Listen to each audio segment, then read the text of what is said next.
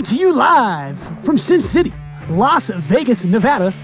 Welcome to another edition of Premier League WIFFLE. Tonight, we have the 10 and 11 Night Owls hosting, the 11 and 10 Night Owls hosting the 10 and 11 Sandvipers here at Hideaway Field. I'm Jim Dodos, hosting it tonight alongside Kyle Lohman on the tail end of a back-to-back. How you feeling? Yeah, first ever back-to-back up here in the booth, and looking forward to it. I'm happy to join you here once again. Last time you and I were up here, we saw a good series, and looking forward to another one tonight between the Sandvipers and the Night Owls. Yeah, we have two teams here kind of, again, going in different directions. The Night Owls off of a gritty sweep against the Lightning a week ago, very close ball games, but came away ahead in all three of them. The Vipers coming off kind of a lopsided affair, getting blown out in their last series in all three games, and kind of two teams with very similar records now. Yeah, for sure. A couple of key players. One that was missing from the Sandvipers has now returned, Tom Gannon, and one that was here, a key player for the Night Owls, Randy Dalby, will not be here tonight. So you got to think advantage Sandvipers just for the fact that the Night Owls are missing their stud and the Sandvipers get their stud back. So I like the Sandvipers early tonight. Yeah, we have kind of two teams where attendance has been an issue lately, right? I mean, with Tanek and Gannon gone last series, really saw those rookies struggle. Gannon's back, Tanek is not. And obviously with Dalby, kind of won that series for the Night Owls in many facets last week. So yeah, he sure did. He's absent tonight, so let's see how that all shakes out. Before I get into it any longer, Kyle, I got about 3 or 4 minutes before game time. I do want to address and welcome our Twitch following here. And, me coming off of a little bit of a scary incident, right, with my first time back in the booth. I haven't had a chance to kind of just thank our viewers. I got a chance to read the chat, and I do want to say thank you for everyone that wished me well. I am feeling 100% back, going to play this Friday. Took a week off, but a lot of great sentiment in the chat, and from a fellow yourself, Bruce Huson. I want to give a shout out to him for being a nurse on staff that day, and my Warwards teammates and my wife Sabrina for taking care of me that weekend. So I do want to get that out there. Yeah, it was a very scary moment for all of us. Honestly, me being one of the furthest ones away from the play, I wasn't even sure what happened, if you were okay. Right. It was very scary for a moment for all of us, and we stepped away from the stream for a moment just to make sure that you were okay. And you kind of felt you weren't 100% after it, but in the end, you're okay, which is good. And I think everybody is very happy that you're back, and looking forward to see you playing this week. Well, looking forward to getting rolling here. Let's get into this lineup here as the players are a little itchy to get going here, but we still have a couple minutes. And the Sandvipers will be the visiting team. Kyle, I want to take that lineup for me. Yeah, Justin Hicks, the all-around fantastic hitter, can just spray the ball to all sides of the field. He's going to be leading off and playing short. And as you see the return of Tom Gannon there, taking the mound in game one here, batting second. Mark Devano going to play left. Jordan Keegan playing center. Kenny McDowell playing third base. Not sure if we've seen him play third at all, mostly in the outfield and on the mound so far. Michael Dean, who plays a very good second base, will be batting sixth, with Glenn Meadows, Jamison Steed, and Dustin Flentie on the bench, providing some depth for the Sandvipers this evening. Yeah, going to be important for these rookies to kind of take a step forward tonight. I do agree with Tom back. I think there's a little edge with the Sandvipers. Want to see Jordan Keegan, who looks like to have a very good swing, and watching him at BP a little bit, maybe he takes a step forward tonight. Yeah, I was talking to him earlier in warm-ups, and he admitted to being a little humbled so far. He was saying, like, look, I came out, I thought I was going to walk right into it, and I was going to be able to pick it up, no problem. And he's like, yeah, it's been tough so far. There's definitely an adjustment period. And these young guys that are both drafted, not necessarily young, but young to the league, that are drafted and picked up so far this year, there's a little bit of a learning curve, and they're seeing that. But I do think these Sandvipers guys that they've added to their roster, Kenny McDowell, Jordan Keegan, they'll pick it up soon. Yeah, a ton of upside. This is going to be a really deep, really scary lineup in no time, especially once Adam Tanek returns. And as we get into the top of the first here, we have to spend time on our starting pitcher for the Night Owls, who's been absolutely brilliant this year. Yeah, Brandon Mayo, he is such a stud. He basically has the best K to walk ratio in the league. He just mows guys down, but stays in the game and doesn't let any extra base runners on base, and he's one of the reason the Night Owls stay in a lot of these games. They don't always score a ton of runs, but pitchers like Brandon Mayo really help them and stay in the game. Absolutely, and we'll dive further into that as we have Justin Hicks and getting it started, 432 hitter. Takes for 56, and Mayo having radar trouble early. Yeah, this is basically one of the purest hitters in the entire league. Normally bats second behind Adam Tanek, but he's going to get the call in the leadoff spot tonight. He's going to look to litter the bases tonight. And as he rips one to left to start this game off for the Sandvipers, they have one on and nobody out. Yeah, Hicks coming into this, hitting .432, 8 home runs. I mean, just absolutely sprays the ball everywhere, and a good example there of just how to hit over 400 in this league. Hit the ball hard all the time. Yeah, I kind of made this preseason call that I didn't think anybody would hit 400 this year with the addition of an extra fielder and pitching getting better, and maybe we played a few games in the cold. But the fact that he's, now 7 series in, still up over 400 and well up over 400 just shows how impressive of an overall hitter Justin Hicks is. And our starting pitcher for the Vipers, Tom Gannon, getting in the left-handed batter's box here. He's hitting .397 off to a nice campaign as well. Yeah, for sure. Will be interesting to see how he goes tonight as he had a little bit of time off. Will there be rust or will there be, any bad habits totally cleared with that extra time off? Sometimes, you take a step away from an activity. Any things that you were struggling with, you kind of forget those and you come back and you just trust your natural instincts. So it'll be interesting to see how Tom does tonight. Yeah, kind of the old golf saying, drop all your bad habits kind of thing. Don't play for 6 months and forget all the baggage I had, right? Right, you'll just walk right back up to the range and take a couple swings and boom, you'll be off. But then my short game isn't very good after that. The finesse goes away. As Gannon draws an early walk from Mayo, and that's 2 straight base runners from the Sandvipers, already looking better than what we saw last week. Yeah, uncharacteristic walk from Mayo there in the first inning, but the Sandvipers, from manager Adam Tanek and all the way down, they really do express patience, and they, as a team, they likely have some of the best eyes in the league, and Tom Gannon is certainly one of those guys. And 56 again from Mayo, who's having a little bit of trouble getting under that 55. He's throwing him right off the pipes, too. Good location, just can't get any radar love. Yeah, you're going to hate that as a pitcher because you feel like you earned those strikes. Painting the corners when they're 1 mile an hour over, it's brutal. Yeah, and then you take a little off and your location suffers a little bit, as you saw there a little bit. Here's Tavano. In a good situation for the Vipers. Ground ball, shortstop, double play ball. Giordano fields, goes to third. It's taking forever. Not going to try to attempt a double play. Yeah, that play was very slow developing, and Barry Hutter held on to that, but he really should not be holding on to it because there's no downside really in throwing a free roll, right? As the rules are currently, if you throw that ball into right field, there's no extra bases granted, so it's a free roll to try to turn that double play. Right. Probably wouldn't have happened, but send it over, might as well. And Jordan Keegan is the unfortunate receiver of that 54-mile-an-hour pitch as Mayo figures out the radar gun on Keegan. See if he can be tough with 2 strikes here. Up the middle, deflected by Mayo. Goes to second for 1. Giordano fires, and that's going to be a one-hopper into the pan. Force out at second base. Gannon will move to third. Yeah, good job by Mayo just getting a finger on that ball in order to prevent it from going up the middle and allowing his team the opportunity to make some outs. They got one force out there. Yeah, got his left hand down. Very nice. I think that would have gone through the middle had he not done that. Yeah, in this league, as we've talked about before, about just preventing base runners from getting an extra base sometimes, it's really important for all members of the infield to just, even if you don't make a complete play, to just get a hand on the ball, give your other fielders a chance to make a play and or make it a dirty play heading into the outfield. Agreed with all of those points, Kyle. Well done. Here's Kenny McDowell, who's going to shoot that into center field and provide us our first runs of the evening as Gannon comes in to score. That's an RBI single for McDowell. Keegan on to second base. Vipers already matching their run total from last week, I believe. Yeah, Tom Gannon already showing that he's a difference maker. Doesn't always have to put the bat on the ball to make a difference. Gets a walk here in the first inning. A nice job on Mayo there, using the right hand that time. Both the hands in play on defending your position for Mayo there, and that retires the side. Yeah, good job by Brandon, only giving up 1 there. But the Sandvipers did hit the ball hard a good amount of times, and they were looking a lot better than they did the last couple of weeks, which is, they got to be happy about that. Absolutely. 1 run on, I'd want to say, 2 or 3 hits there, Kyle. I mean, yeah, Anthony Michael saying can't give the Vipers extra outs. Can't give any team in this league extra outs. It's just going to be brutal for them.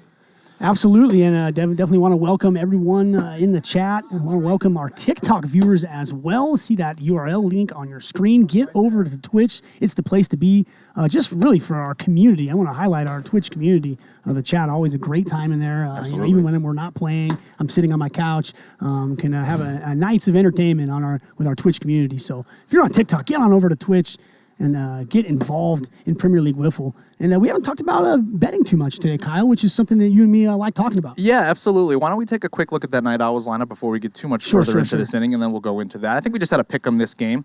Night Owls are going to lead off with Cody Giordano playing short, Barry Hutter playing third, batting second. Matty Levine going to be a DH tonight, as of now, batting third. Josh Towers, their first overall draft pick this year, number 1 overall draft pick, batting fourth. Manager Nick DeVella And playing left, batting 5th, and Brandon Mayo pitching, batting 6th. One of the better number 6 hitters in the league with Brandon Mayo there. Yeah, Mayo coming in hitting below 200 with 1 home run. I expect those numbers to improve. He's a seasoned Likewise. hitter out here. Yeah, he's got plenty of experience. He knows how to hit the ball hard in this league, and I expect better things going forward from him. Agreed. Here we go. Yeah, you had teased betting in the middle of the inning there, and yeah, I think this game is very close with the fact that Tom Gannon is back. The Sandvipers are going to look much better as an overall staff. If he's going to have to put this team on his back tonight, and him and Justin Hicks are going to lead them, hopefully, to victory for their sake. Sure. And obviously, the loss of not having Randy Dalby here and/or James Stein is making the Night Owls lineup a little not as deep, but they do have Brandon Mayo here, who can give them a lot of innings. So he's the guy who can keep them shut. Run totals down, key for the Night Owls, as they did last week against you guys. Really a low-scoring series as Giordano goes down swinging there. But that's key for the Night Owls to play those kind of games, I think. Yeah, I think we're going to be looking at a very similar thing tonight. Yes, there's a chance if we get deep into the pitching staffs, we may see like a 10-7, 10-8 game. But I'd expect with Tom's ability to throw strikes, with Brandon's ability to throw strikes, that we're going to see a couple of low-scoring games here. And it should be hard-fought. Every run is going to be very important in this series tonight. Here's Barry Hutter, who has the second most homers on the Night Owls with 3 coming in. Dalby leading the team with 5. Gets the tough matchup with Gannon here. And swing and a miss on a 2-1 count. And we haven't spent too much time on Gannon. 1.97 ERA coming in. And really the do-all for this Sandvipers team on the mound. Yeah, perennial all-star, Cy Young candidate every season. Platinum Gold Glove. I mean, you name it, Tom Gannon does it all. So True getting him back for the player. Sandvipers is huge. And he walks. And you see him right there, willing to try to let Barry put bat on ball and trying to prevent himself from throwing a walk. He threw a pitch he thought was going to be a strike 90% of the time, but it looks like that 10% came in and Barry's on first base. Mm-hmm. But Matty's going to roll a tailor-made double play ball to Hicks, throws it over to Vano, who makes the throw to the backstop, and it does hit the strike zone. And just like that, they're out of the inning. Look at that. One team making the defensive plays and the other coming up short on them, and that's been the difference in that inning as we roll on to the top of the second, which is brought to you by Leilani Acuna, the official realtor of the PLW. Whether you're buying or selling a home, you now have a realtor trusted by PLW players and family. Please connect with Leilani on Instagram there, as her handle is displayed on your screen. Love her support for PLW, and I think we're going to tease, maybe get into Leilani a little trip over up north later in the broadcast. Yeah, sounds good. As we maybe Nick DeVello will get a double or something in this game, and we can dive into that. I'm sure he will, as he's known to do. His swing looks a lot better this year than it does in years past. So I think he doesn't necessarily feel the pressure, but I think he wants to be more of an integral part of the offense on his team. And he's a little motivated in the offseason. He was working a lot when we were playing winter wiffle. Big winter wiffle guy, absolutely. Yep, he's improved this year for sure. Here's Hicks, second time around the order. Takes bottom half of the zone, 54. Nice pitch there. Yeah, that's where every pitcher in this league wants to live. If you can paint strikes in the bottom half of the zone, you're going to give every hitter a hard time in this league. 0-2 pitch incoming. It's going to drop down to the side. He's going to heat him up. 59. Good recognition by Hicks. That's a pitch he may have swung at. Only maybe a few weeks ago. He's done a lot better at becoming patient at the plate. Yeah, he's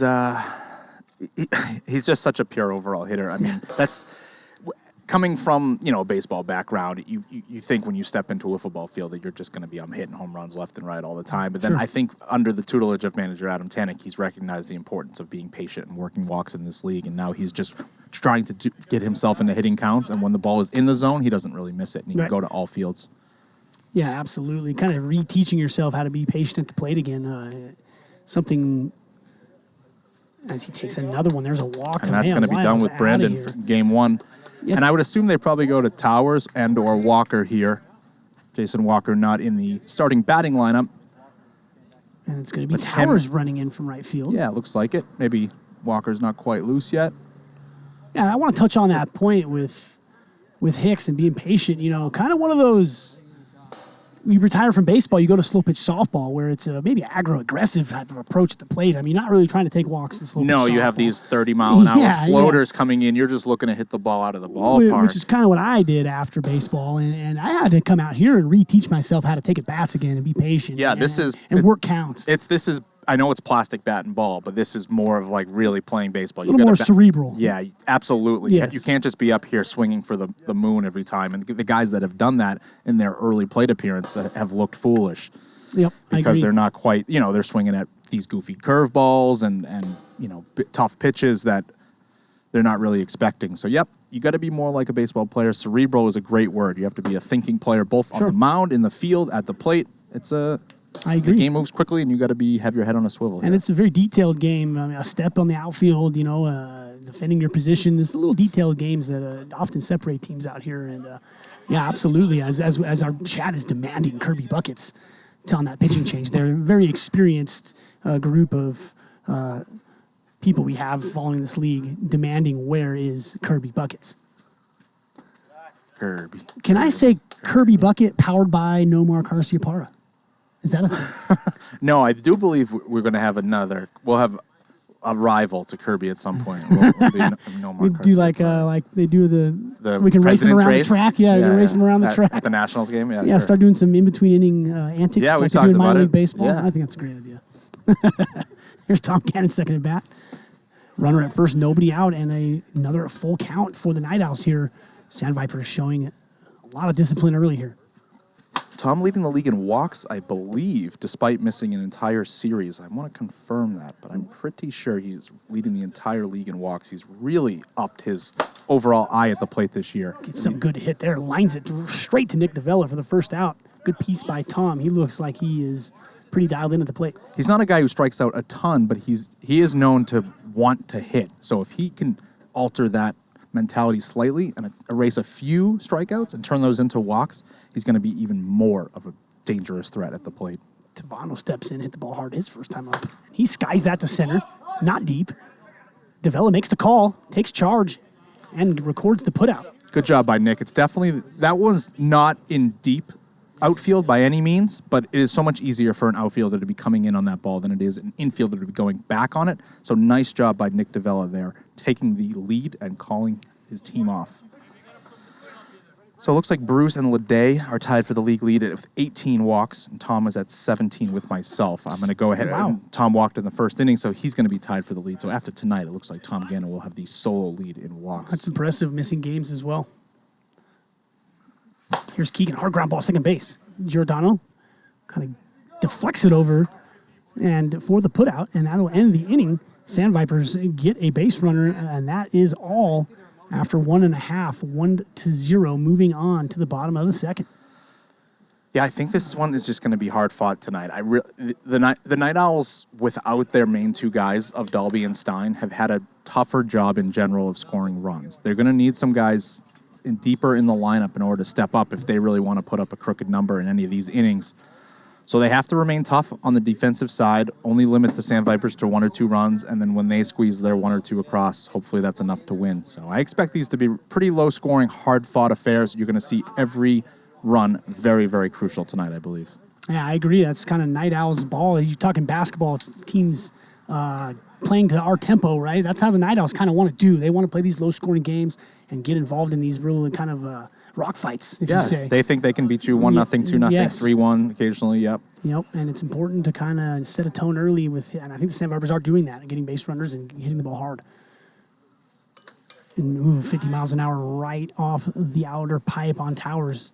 Probably a good take there. The Sandvipers play a similar form of the game where Adam Tenick has built his team basically around defense. Sure. Yes, they are good hitters and good pitchers as well. But first, most important to Adam is not having a team that makes any errors and keeping guys off the base path. Agreed. It's huge. Pitching and defense wins games, as the old saying, as Towers goes down looking there, as Tom kind of has control tonight, it looks like, besides that early walk. Throwing that drop ball a little more often here. He's just got such an arsenal of pitches that it's tough to... You can't really try to guess what's coming. I think you just have to start to look for pitches in certain spots and take your swings. Yeah, if you think, he's going to throw this here, you're just probably going to guess wrong so much more often than not. A guy that lives at 50 miles an hour often, 55 sometimes, but he's really a 48 to 52 guy. Really no need to be guessing pitches up there at the plate as your approach. I mean, it just should be really a see and react kind of guy.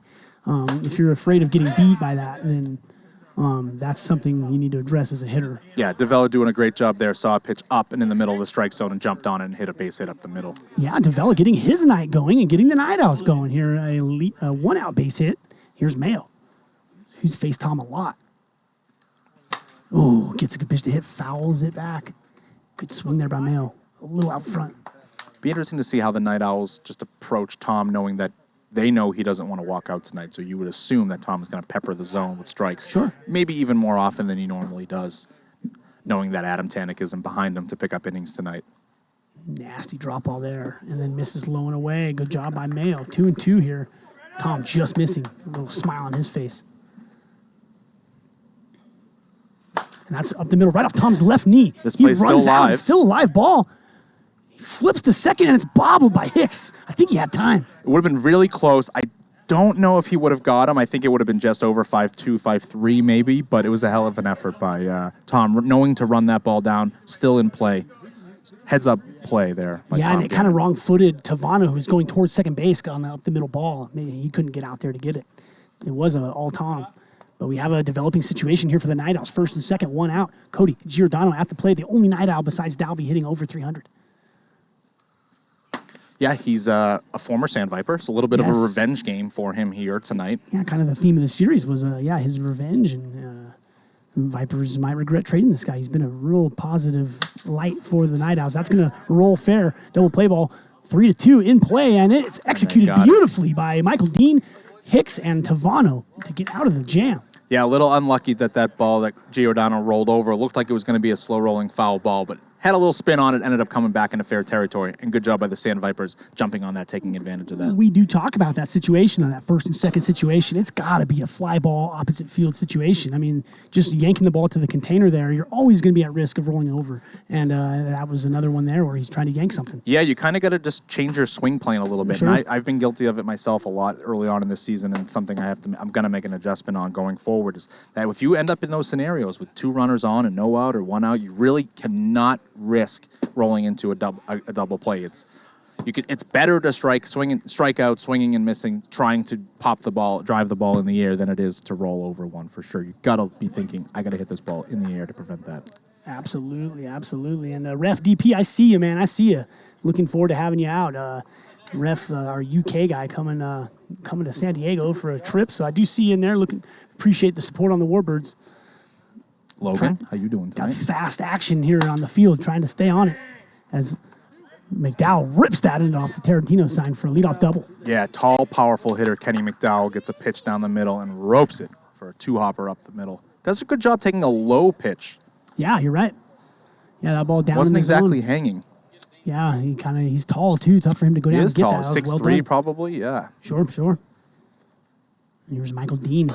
The always pesky Michael Dean takes 58 for ball number 1. Yeah, probably a little underrated in this league. Plays really good defense. Isn't always out there for a deep Sandvipers team, but plays really good defense.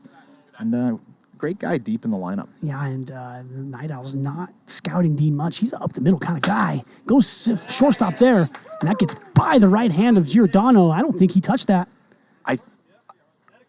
And he did not, as McDowell's rounding third. I thought he might have got a hand on it, but it looks like it stayed under his fingers. But not an amazing job by Giordano there, getting in front of that one. Yes, if he had a glove on his right hand, that ball probably finds his glove, no problem.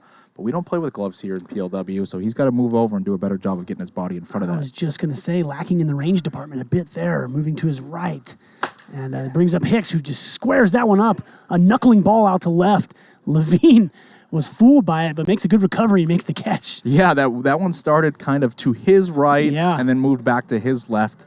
Didn't get faked out by it. Did a good job staying in front of it. But when balls get hit in the air out here, nothing's usually automatic, especially if it's a slight bit of breeze. It can do some funky things when it's up in the air. Dean at first. Here's Gannon. Third time around for him. Fly ball right field. That ball is way out of here. Welcome back, Tom Gannon. Tom Gannon looking like his old self. A nice week off and making an immediate impact. 2-run shot, 4-0 Sandvipers. Yeah, I think this is going to...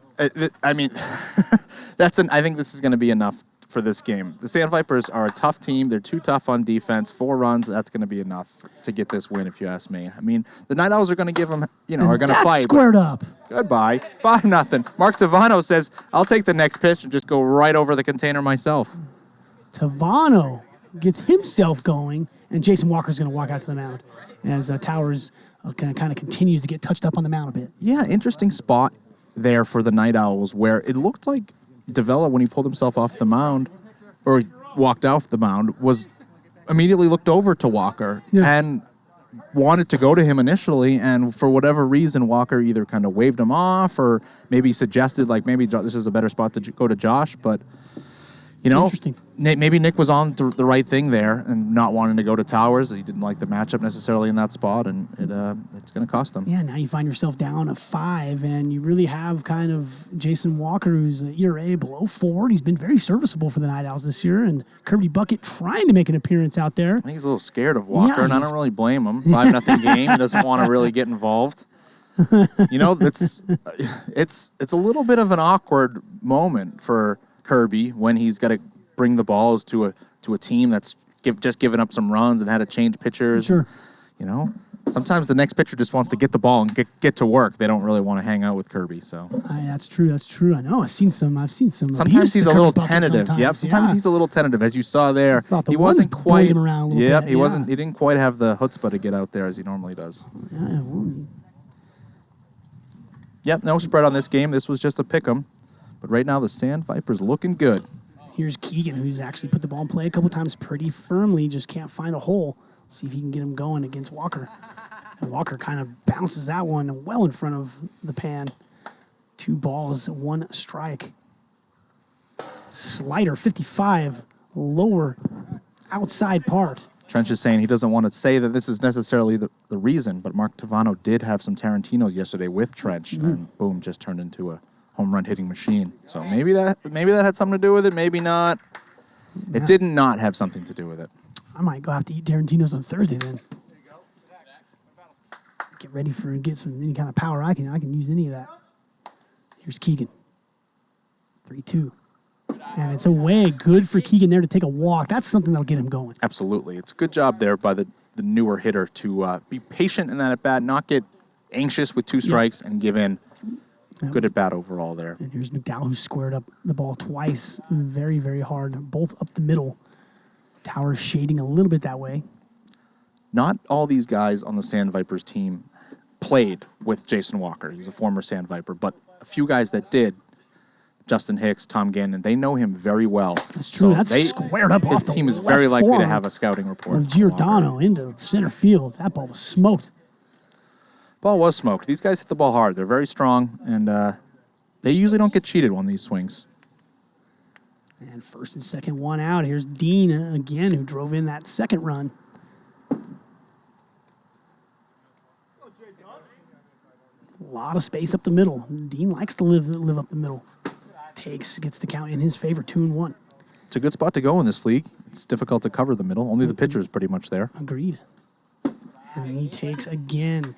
5-0 Sandvipers, really pulling away here. First and second, 1 out, not finished yet. 3-1 count, action pitch here. Walker with a walk already as well. He walks out here, they either have to go back to Towers or go to elsewhere, like to Barry Hutter or Nick Davila, and that's not really a recipe for success for the Night Owls. Gets short on pitching, it gets difficult quick. Yep, that's just the structure of their roster. And Walker does walk out here in the top of the third. Do they go? No, they're going to give Cordy Giordano a shot here.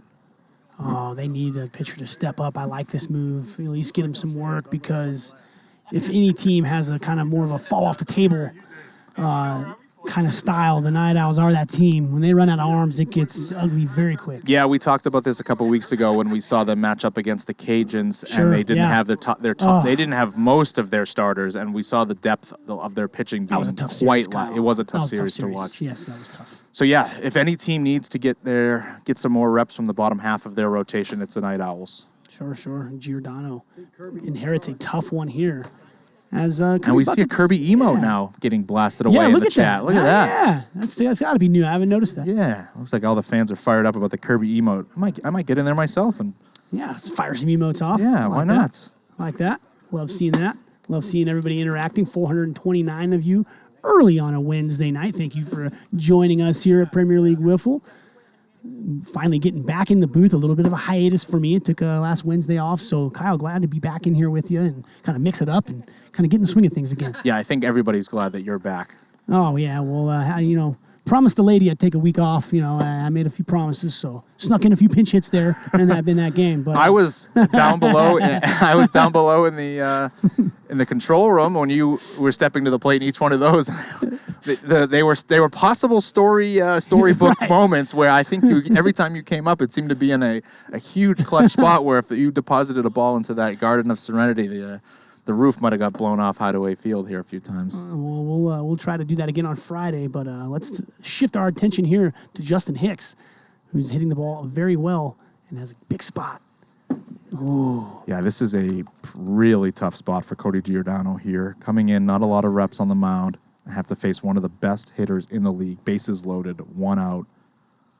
Oh, and that's good patience by Hicks because those have to be looking pretty tasty. Yeah, and you could see he wants that, but he probably would have got just under that and popped it up. Good job laying off. And takes the 3-1 pitch on the outer half there. Giordano just trying to get settled, trying to figure out his release point and really work on throwing strikes. He's only throwing 50 miles an hour there, so taking a few miles an hour off and trying to just focus on throwing to the pan. Payoff pitch here, and he misses it down, and a walk, 6-0 Vipers, and more importantly, a walk for Giordano, which means we might have to start thinking about another pitcher here in this game. I know. This is going to be a carousel of pitchers possibly here in this game. It's been one of the Night Owls' problems over the last few years, just based on their roster construction. They have a couple of great players on their team, but unfortunately, they don't live in this city. And when those guys can't make it down, the depth of their team shows. Here's Gannon with the bases loaded inside there, right off Gannon. And yet, with all we've watched the Night Owls on Wednesdays a ton. It's been a struggle. They're 11-10. They've squeaked out 11 wins. Yeah, they sure have. I mean, as you said, the times that those guys are here, they are one of the elite rosters overall. Those two, James Stein and Randy Dalby, are game changers without a doubt. And behind again, 3-1, and our fears coming to fruition here. Who's it going to be next? Again, I guess you could still go Towers. You could go back to Towers for sure. As Nick DeVella out there, hand on hips. So they're going to go to Barry Hutter. A happy man out there in left field with his manager, Nick DeVella. Kirby's going to take a chance now. That's a great shot there. And risk getting, it's a little. Yeah, he's not happy. As Hutter comes in. Hutter has some experience on the mound, and we haven't really noted no A.J. Petrovsky tonight. Yeah, you know what? That's funny. That's interesting. I hadn't really noticed that right away. A.J. missing. Power hitting right-handed bat. Usually plays left field for them. Plays a pretty good left field, although a couple weeks ago we were ragging on him a little bit because he wasn't adjusting with the wind. Agreed. Was playing a little too deep. But Yeah. Those little things we talk about, those details. Just kind of rolling the balls out.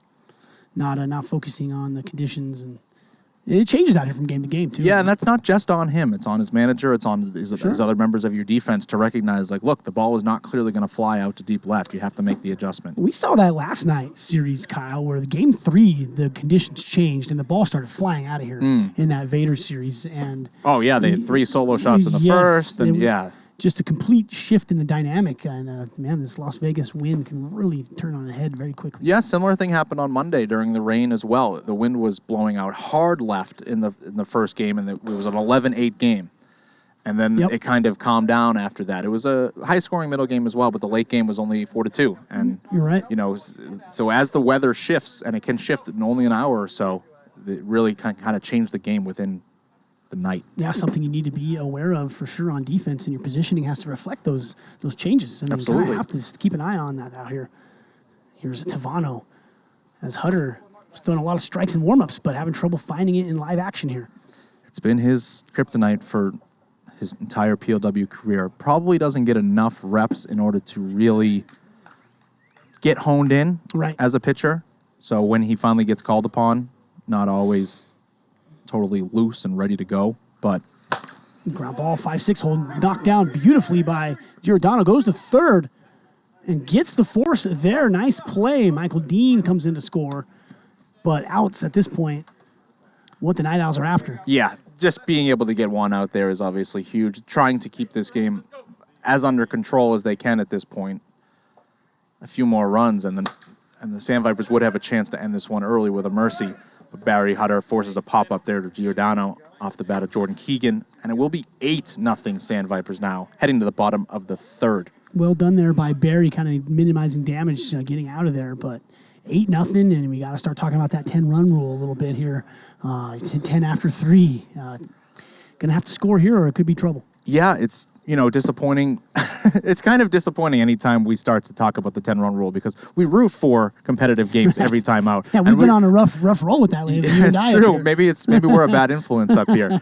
And I really scouted these games as what is likely to be low scoring games. But as we're seeing, both of these teams do lack depth pitching, and if somehow the Night Owls can do a similar thing to the Sandvipers that they're having done to them, if they can make Tom Gannon walk out and then have to go to Justin Hicks or Kenny McDowell, they're going to have an opportunity to put some runs on the board without a doubt. So the key for the Night Owls is getting Tom Gannon off the mound in every game.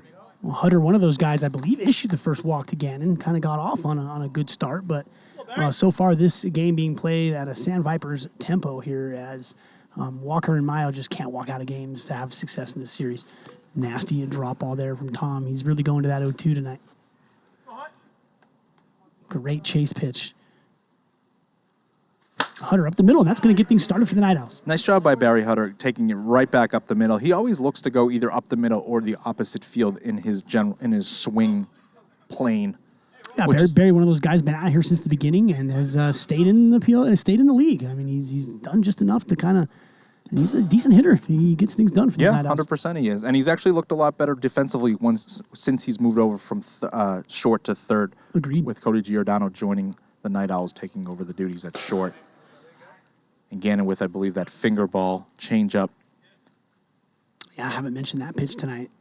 Finds it there to get ahead in the count. And that 2-strike drop ball feature there, that thing has a ton of movement. It hasn't thrown it for a strike yet, but it will come. He definitely holds that capability. Foul back by Levine. 2-2 count. Owls looking for some kind of positive direction so far in game one. Misses inside, and this is what we're kind of talking about here is getting Gannon out of here. And who knows if you can get a second walk on him.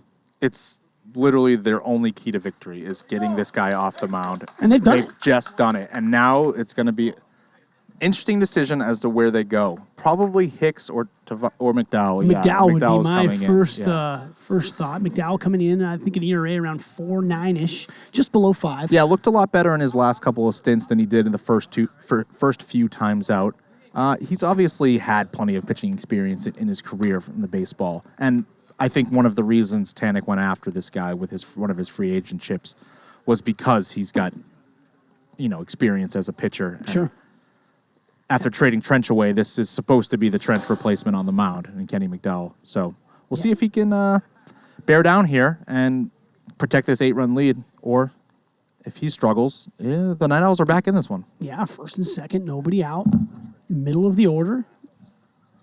As we have Brad Ogden, our head umpire, to our right. He's one happy guy about that Trench trade. He sure is. The legend's been on fire ever since that trade happened. Yeah, what a difference one guy could make to a team. Maybe not just necessarily in the box score, but they kind of were rejuvenated and a little bit of new life there.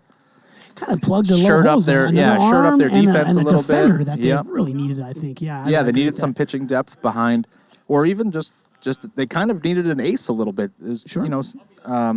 Stevenson and. We're just a stopgap guy. Sure. Yeah, a guy that can stop the bleeding when it's really exactly. When you need a guy to come in and save these games and get us out of these jams. Trench is their man for sure. Knuckleball there to Towers in a big spot. We'll get on some more trades a little bit later in this broadcast as that's been pretty prevalent around the league lately. Yeah, some moving parts lately. Knuckleball there. Play ball goes to second. Hicks pretty good at these throws. No, he pulls this one, yanks it far into the left panel. It looked like he was really kind of taking his time on that, but he had time and he knew it, and he has such a strong arm that he didn't really have to rush, and he made sure to get the holes oriented the way he wanted them. Yep. But just maybe gripped it a little too tightly, held on to it a little too long. Yeah, a lot of arm in that throw, not a lot of legs, kind of a little lackadaisical. Get some more legs into that throw. Arm way ahead of his body there. I wanna agree with you there, but I watch him the way he throws the ball from short, and it's like how can we say anything about it? Just got the mechanics wrong that time it happens. And it's McDowell firing knuckleballs here pretty exclusively. Yeah, and I do think down 8, the Night Owls need to be tough and patient here and try to get even deeper into this staff and force him to throw strikes. Everybody should probably be trying to take until they see a strike, forcing McDowell to come after them. First and third, 1 out. Night Owls looking to get on the board. Davella chops that, and where's that going to go? It's going to stay foul, thankfully. Does stay foul. Davella, a base hit already in this game. Fly ball situation. See if he can get underneath one of those knuckleballs. 61 in the pan. Good recognition by Davella. Sandvipers outfield deep. More of a no double setup. Knuckleball and really locating that knuckleball down in the zone. It's where you want to live as a pitcher. Any pitches down in the zone are so much harder to hit than the pitches that are up. All these hitters, everyone around the league is going to look for a pitch belts high and up, and those are the ones they can lift and get out of this ballpark. 2-2. Davella really grinding here.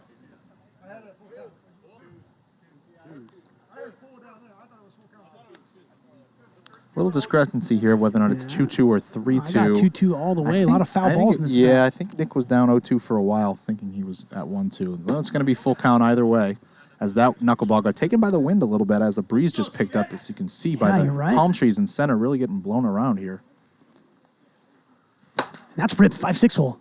Right hand stop by Hicks. Goes to second. Devano fires to the backstop. That's going to be close, and he's done it. Double play. Second one of the game by the Sandvipers. Maybe third one of the game by the Sandvipers. Yeah, and as we talked about, it's kind of a disaster to drown into these double plays. It really are rally killers. And a good job by the Sandvipers, not just settling for that 1 out and preventing the run from scoring. They decided to go make the effort and try to turn the double play, and they did. Yeah, well executed there. Nice stop by Hicks. Gets the feed over quickly. I'm okay with kind of challenging a team to make that throw. Run does score if he misses that throw.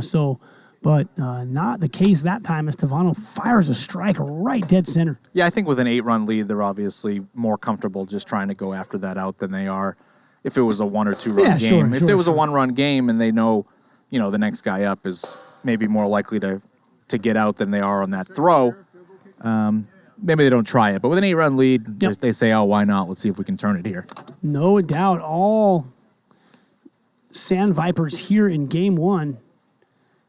I had to throw that one back. Yeah, Barry Hutter fired up Chicago a ball Cub up there in the booth. style. Yeah, Chicago Cub style. Throw it back.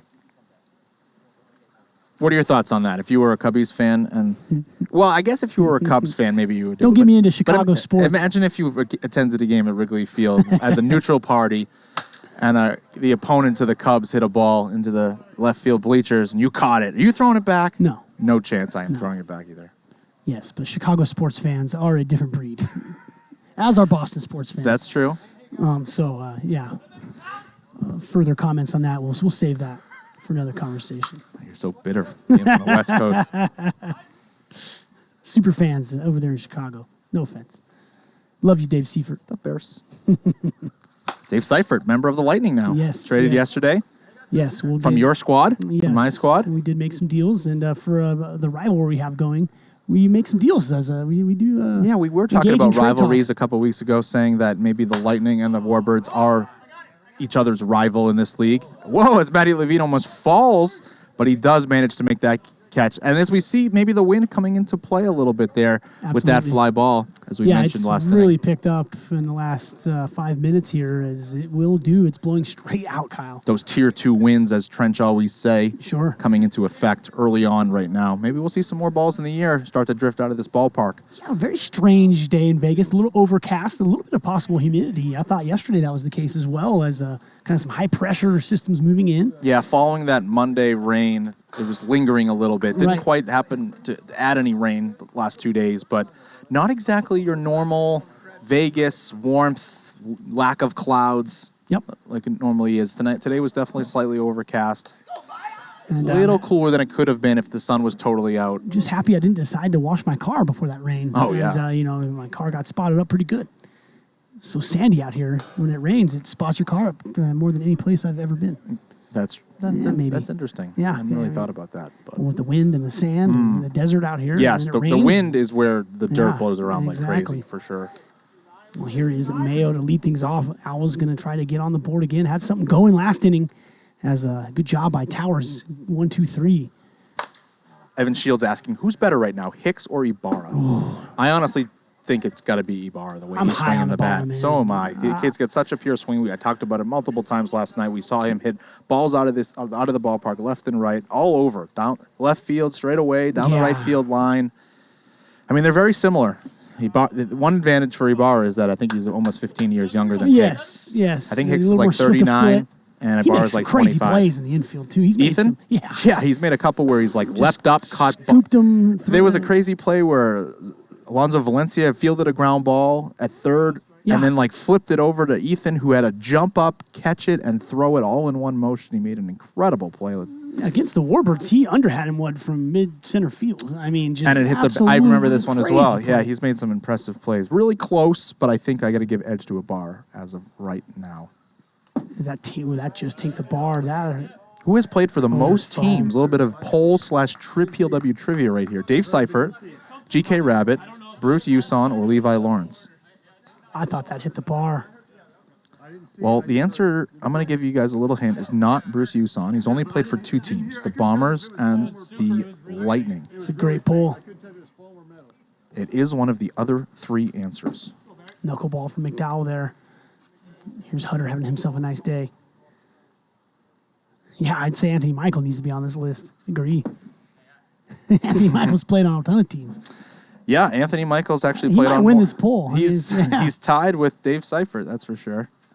And that's good. A nice shot into the opposite field. And that's going to be a single. That was one hop, and a good job by Dustin Flentai to smack that back toward the infield. That's just going to be a single for Barry Hutter, who's going to feel like he deserved at least 2 bases with that hit. He looks dialed in tonight, Hutter, taking a walk and the second hit of the ballgame there. Very nicely done. 2 outs, bottom of 4, cruising along. Here's Matty Levine. Has power when he gets a hold of one. And Night Owls, as we said, have to work on just a little bit of patience here and see if they can work deeper into these counts. Try to work on this, getting this Sandvipers pitching depth into this ball game. 2-2, 2 outs. And that's chopped. Trench saying, do you count Stream Team for GK? Yeah, he wears a lot of hats. That's another poll. Whoever wears the most hats out here. I think he runs away with it for sure. GK is a going away wire-to-wire winner. Absolutely. Matty chasing a 57-mile-an-hour pitch down in the zone, but does a good job protecting. 2-2 here. Ripped. Deflected by Dean. Goes to second for the easy one. Nice job by Michael Dean fielding his position there, just knocking it down, giving his teammates an opportunity to make a play, and Justin Hicks does just that, picks it up, flips it over to second for the third. A lot of guys try to catch that ball, Kyle. You don't necessarily have to in this league. The infield is so compact when you have 3 infielders plus the pitcher that if you just do a good job of knocking the ball down, keeping it in the infield, there's going to be another fielder mere steps away from you that they can pick it up and make the play for you. When you sell out and you try to make the play always, sometimes you let that ball go by you. It's when you do a good job of making your body a little wider and just focusing on knocking it down. That's when you make really a large amount of plays. You see Trench do a great job doing that. GK's done a great job doing that. Really all the third basemen in this league do a great job of just knocking the ball down, keeping it in front of them. On to the 5th inning we go. Tom Ganning having himself a day. 2-run shot earlier in the ballgame. As he goes for another bomb there, but pops it up. Wind coming into play. Giordano overruns that a little bit. Comes in a little too far, readjusts. Yeah, you definitely have to stay a little back on these pop-ups now and be prepared to maybe only have to go in a step or 2. It's going to be a lot easier than coming under it and then having to back up late in its flight. Trench is the real Trench. Tavano skies to center. Levine ranging over to make the second out. That's 5 straight outs for Towers, settling down a little bit as well. Yeah, maybe just wasn't quite loose in that early part of his outing here. Looks better, and I'm sure he'll be starting one of these next 2 games as well. Keegan flies that to left. Does that have a chance? It there does he have goes. a chance. It's gone. Is that his first PLW home run? I think it might be Jordan Keegan. I'm not positive. I'm going to look that up first so we can find out for sure. Jordan Keegan going over the container for a solo shot. 9-0 Sandvipers, edging towards that 10-run mark.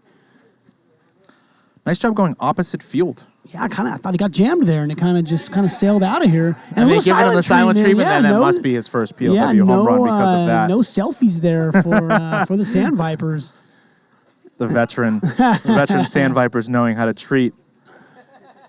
That sure is. Good stuff. Sure is his first career PLW home run. Good for Jordan Keegan. I don't think that'll be his last by any means. If he's able to go container for his first one, then he can go anywhere in this park.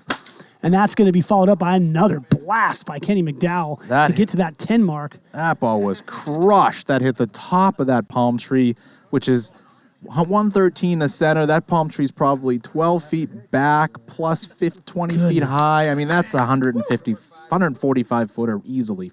Yeah, his by Kenny second of the McDowell. game by McDowell. Second, my goodness. 10-0. Night Owls need to score. This game is over in the bottom of the half. 10-0 Sandvipers now. The 10-run rule will come into play. 10 runs or more. Have a team be up by 10 runs after the third inning. Three complete innings will end a game early, or first to 15 runs as long as they win by 2. Yeah, Kyle, going to start previewing game 2. I mean, Viper sweep dominating this poll here of series result. Does that lead to a little value on the Night Owls, maybe getting some runs later in the series? You are always looking for the value on the Dogs, so I don't really.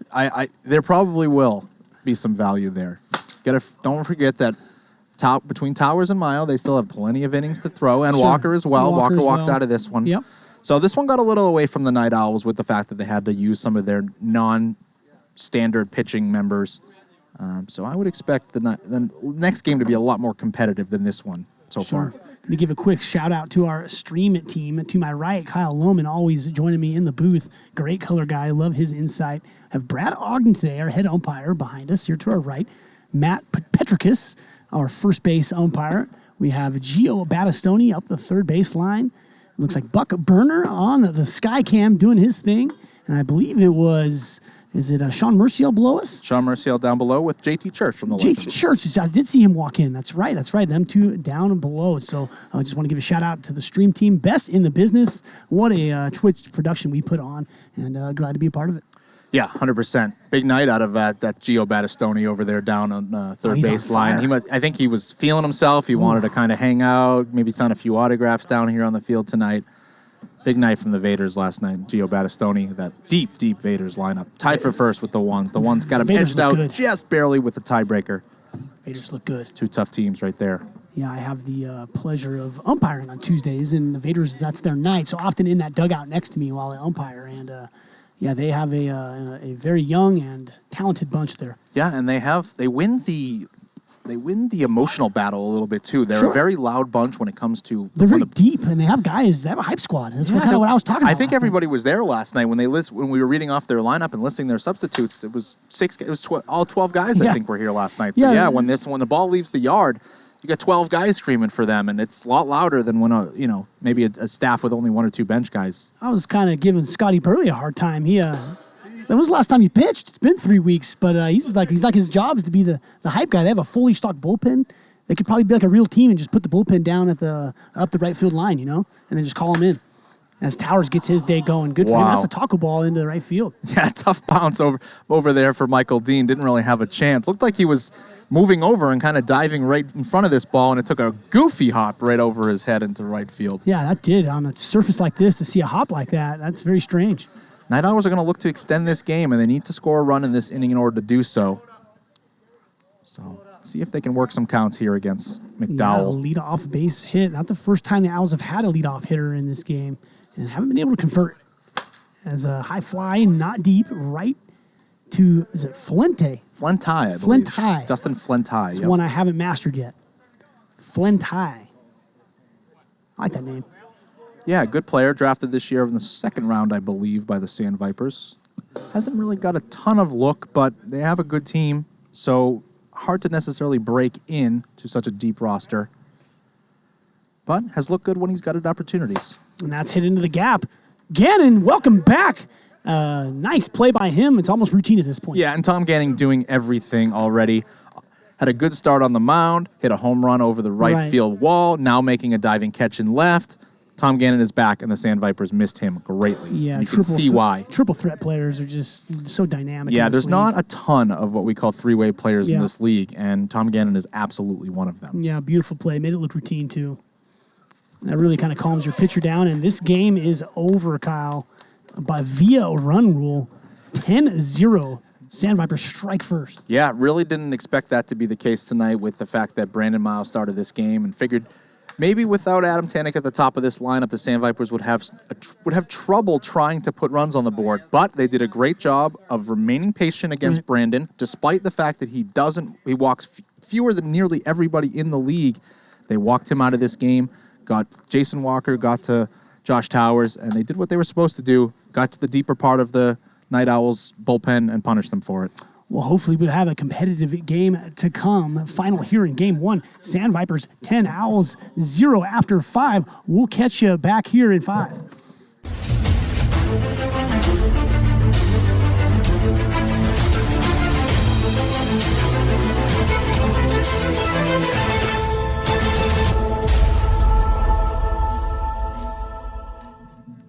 Storming back here for game 2. Jim Dodos, Kyle Lohman at the helm here. Kyle, let's get into the bets early this time. And what are we looking for in game 2? Yeah, you got to look forward to a more competitive affair than that last one. It's been like 5 straight games we haven't had a competitive game. Got to favor the Sandvipers in this one as well as the last game, but not by much more. Jason Walker going to get the start here and likely going to be settled in. So something like Sandvipers minus 2.5 probably makes a lot of sense.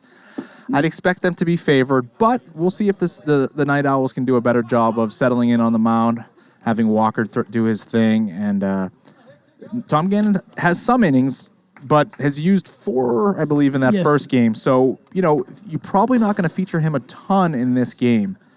Agreed. So we'll see if they can the Night Owls can take advantage of that. We have the lineups here. Yeah, you have lineup cards in hand. I like that addition to PLW here. Yeah, and for the Sandvipers, we're going to see... What do you got? Let's see what we have.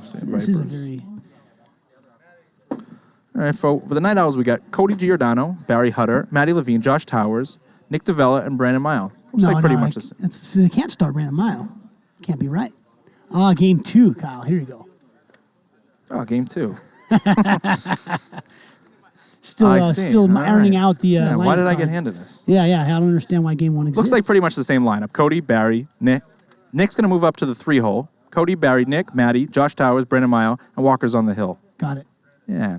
And for the Sandvipers, Hicks, Gannon, Mark Tavano, Jordan Keegan, Kenny McDowell, Michael Dean, and Kenny McDowell is going to get a start here in game 2. Finished up game 1, and he's going to get the start in game 2. You think there's something to that where a pitcher, maybe if you know your pitcher is going to start game 2 or game 3, do you want to have them maybe pitch the last inning of the previous game, kind of get them a little loose, or do you not want to have them do that de facto bullpen and give them one more chance to see them? What do you think there?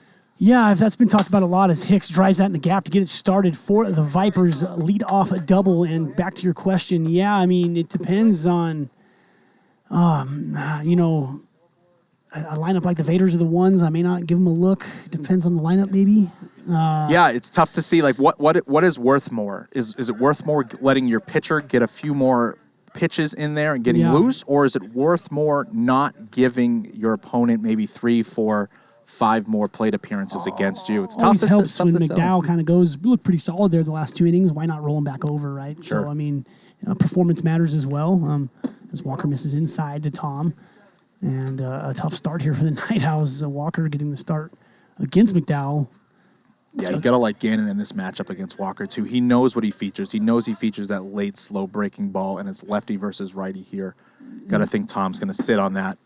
And nobody's scared to lay the wood here with the Vipers, minus 2.5. Just a completely lopsided betting game so far. Getting up to, it's up to 6-1 here on the Night Owls. Yeah, the Sandvipers are a public team, as we say. Yes. They are the defending champions, and deservedly so. Tom fouls that right off our TikTok camera there. Nice shot for our TikTok audience. And that's up the middle, base hit, RBI for Tom Gannon. 1-0 Vipers. They continue to roll. Completely different team than what we saw last week. Yeah, man, what a difference Tom Gannon has made so far. We talked about him in the pregame that he might be the difference maker tonight, and he has just stepped up all three facets of the game, been an integral part on the base paths, pitching dominant so far, and we saw him make an amazing play in the field last game. 54-mile-an-hour slide piece there from Walker, and yeah, just Gannon and kind of a little hiatus there last week, recharged the batteries, and it looks like he's come back in full form. Yeah, Walker definitely a lot tougher on righties than he is lefties, but that righty had no problem roping that triple off the wall, and it's quickly 2-0 Sandvipers here in the top of the first. Tavano ripping that off the container, never a doubt there. Gannon comes in to score, and a carbon copy of Game 1, it looks like, here in Game 2. Here's Jordan Keegan.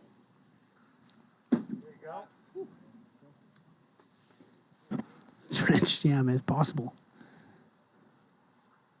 And that's up the middle, right off the shin of Jason Walker. Does not stop it. Jordan Keegan getting going here for these Vipers. That's scary if he gets going. That's just what the Vipers need, is one of these rookies to get in the groove. Yeah, I mean, manager Adam Tanek was counting on it when he added him, and we knew it was just a matter of time before he became a huge threat in the bottom half of their lineup. And if Walker can't get outs for the Night Owls, that's deep trouble. Yeah, it is deep trouble. Might be going home a little early tonight. Swing and a miss there from McDowell. That's a good pitch by Walker. Needs to find something else besides that slider. Vipers look pretty keyed in on it. He's gave a lot of teams trouble this year with that slider, and as of now, the Night Owls look like they're not fooled by it. As McDowell sits back on that one well, it's fly to left, but Davella is under it. And that's going to be the first out, 5 batters in here. That's a good job by McDowell, recognizing that pitch is in, but it's elevated. Kind of cleared out his front side to let his hands come through. Shot a little bit jammed there, but not far away from putting that thing out of here. Yeah, he's a strong guy, and even on a jam shot like that, had an opportunity to lift the ball out of the yard, just missed. Michael Dean, pesky Michael Dean, I call him. Always causing problems up there. He's a guy that's faced Walker plenty. Just getting going. Game 2 at the Hideaway. Appreciate all 465 of you tuning in on Twitch. What is good out there? Just keeping up with our chat, harder than ever up here in the booth. Yeah, Goodness. Big week for us. Over 1,000 viewers for the first time Monday night. Yeah, big raid came in. I saw. That was the key. Yeah, a big raid. Hey, look, awesome. We appreciate it and the support like that from both our normal viewers and anybody willing to come in and try to get the message of what PLW is. And Walker is going to be, is that his second walk, Kyle? I think. Hicks led off with a double. I don't think it is. I think that was his first walk. They're going to preserve Walker, and they're going to go right to Mayo. Gannon got a hit.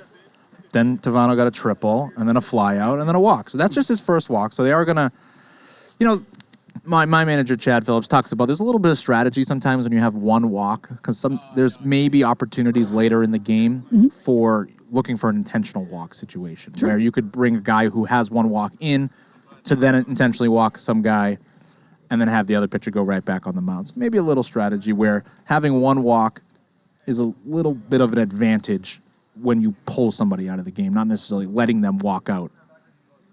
You have some flexibility where if Mile kind of gets in trouble, you can always go back to Walker. Agreed. Instead of forcing your hand. Yeah, you kind of take that play. Getting deep into the layers of PLW there. Sure. PLW management. I like it. Look, there's some guys that you just don't want to face in certain spots. Sure. When it's a runner on second and it's a one-run game and Jim Dodos comes to the plate, we don't always want to face him. Yeah, I definitely understand. It's a matchup league as Hicks greets Mayo with a 2 RBI double, and we are well past that 2.5, 4-0, 1 out here. That'll be his second double in the inning, which is probably tied for the record for PLW history in doubles in an inning by one player. Second on our monitor, but it can't be the top of the second. No, this is the top. Top of the first here, definitely. Yeah. There we go. And here's Gannon. Ton of at-bats tonight for these guys. Yeah, 1 out here, top of the first. A little screwball there from Mile. Well, Mile going with the screwball. As our chat's saying, 5-0. And I believe it is 5-0, runner on second. This is the 8th batter of the game. So we have 5 runs, 1 on second is 6, 1 out is 7th, and now Tom's the 8th batter of the game. Oh boy, only 1 out recorded in that time. 56. Little smirk there from Mile. He goes 56 a lot. AK in the chat saying follow the ones on TikTok and Instagram. Do that Okay. for all your teams, not just yeah. the ones. Definitely can follow all of us on Instagram. Most of us have pages, separate team pages. Good way to get involved out here. Yeah, you want to reach out to your certain favorite players, go ahead and follow them on Instagram. Absolutely. They're all run by players. Agreed. Ground ball, second base. Giordano having trouble with that. That's trouble. Oh, no. And that's an error to add on to the misery that is the Night Owls on Wednesday tonight. Hicks is going to move over to third with that, as that is an error. He gets to move over to third. So it's going to be first and third with one out here for the Sandvipers. And look, this is just, it's tough emotionally now for the Night Owls. I mean, they get blanked 10-0 in the first game, mercied by one inning. And then now they're down 5-0 before they even have an opportunity to bat. And Sandvipers aren't even done here. Yeah. It's tough to really dig deep and still battle in these games. And look, every game is important in the PLW. Shocking, the Night Owls. 11, I mean, they probably have been blown out the most, but have scratched away 11 wins. They came into this game over 500, ahead of the Sandvipers, and you just can't believe what you see on the field. It looks nothing like that. You would think one of these teams is at the basement and the other one is at the top of the table, but it's just not the case. These two teams were evenly matched coming in, but the Sandvipers are looking like the better team. And Hicks will not try to tag up there. And why try the way the Sandvipers are hitting the ball? Yeah, with a 5-run lead, don't risk taking the bat out of your next guy's hand. And Jordan Keegan coming up, looking comfortable so far tonight. First career home run last game. Looking to do damage here. Oh, your teammate here, Kyle, says, get Giordano off this team. He deserves better. What? But the Night Owls have far more wins than the Lightning do. Sometimes think that watching the Lightning sometimes. Interesting. To each their own. Look, I mean, you can't have every good player on every good team. Like, then there would be no bad teams, I guess. Or there would be 4 good teams and 8 bad teams. Night Owls do have their moments where they play very well. Look, this team it's kind of built around 2 players that don't live in the city. We would never be talking about the Night Owls having struggles if James Stein and Randy Dalby attended every game. Sure. They would be one of the most difficult, if not the most difficult team to beat in this league. Yeah, Stein came in for one series, and he's below 1 ERA and 4 hits. Dalby single-handedly won the games for them last week. They scored 6 runs. Sure. Randy had a solo shot in the first. They won 1-0. He had a 2-run double in the second. They won 2-0, and he had a 2-run walk-off home run in the third. They won 3-2. So guys like that are game changers, much like Tom Gannon is tonight. Tom Gannon shows back up from his small hiatus, and what a difference this Sandvipers team is already. Life can be tough in the PLW. Wins can be hard to come by, especially for those 5 through 10 squads. It's going to be a real war between those teams by the time this thing's said and done. Yeah, it will be interesting to see which one of those teams emerges and sneaks into that number 5 spot to have a chance to win it all in the playoffs, and then it'll be interesting to see who hangs towards the bottom and who will be competing for that in that relegation. Yeah, Snappers kind of coming away with a couple big wins there, getting themselves out of it a little bit. A huge series by your Lightning. So some teams at the bottom of the table showing some life. Yeah. Applying some pressure to teams like the Warbirds this week on Friday. Yeah. Important for them to scratch away some wins now. As deeper into the season, you don't necessarily see it on paper now that you see there's some separation in the standings. But similar to other leagues, the PLW is very tight top to bottom. Yes, there is a talent gap between the number 1 team and the number 10 team, but on any given night when that team plays up to their potential, they can beat those better teams. And, you're going to see some teams at the bottom giving the top teams tough matchups, and we saw that this week with Lightning ones, and we're going to see that plenty going forward. As Giordano hits a sky-high ball again in left, but as automatic as any player is in the entire league out there, does a good job catching that ball. Picking up right where he left off, no rust at all. Makes a nice play and some tough sky as well, kind of cloudy, overcast, and right at dusk. Be tough to pick that ball up that high. Well played. Anthony Michael saying Dalby is MVP if he shows up every game, and yeah, that's probably not a bad statement there. Tom Gannon is one of the biggest proponents of how great Randy Dalby is. He talks about going to these fast pitch and medium pitch tournaments, and he seems to say, well, we do great unless Randy's there, and Randy seems to beat him every time.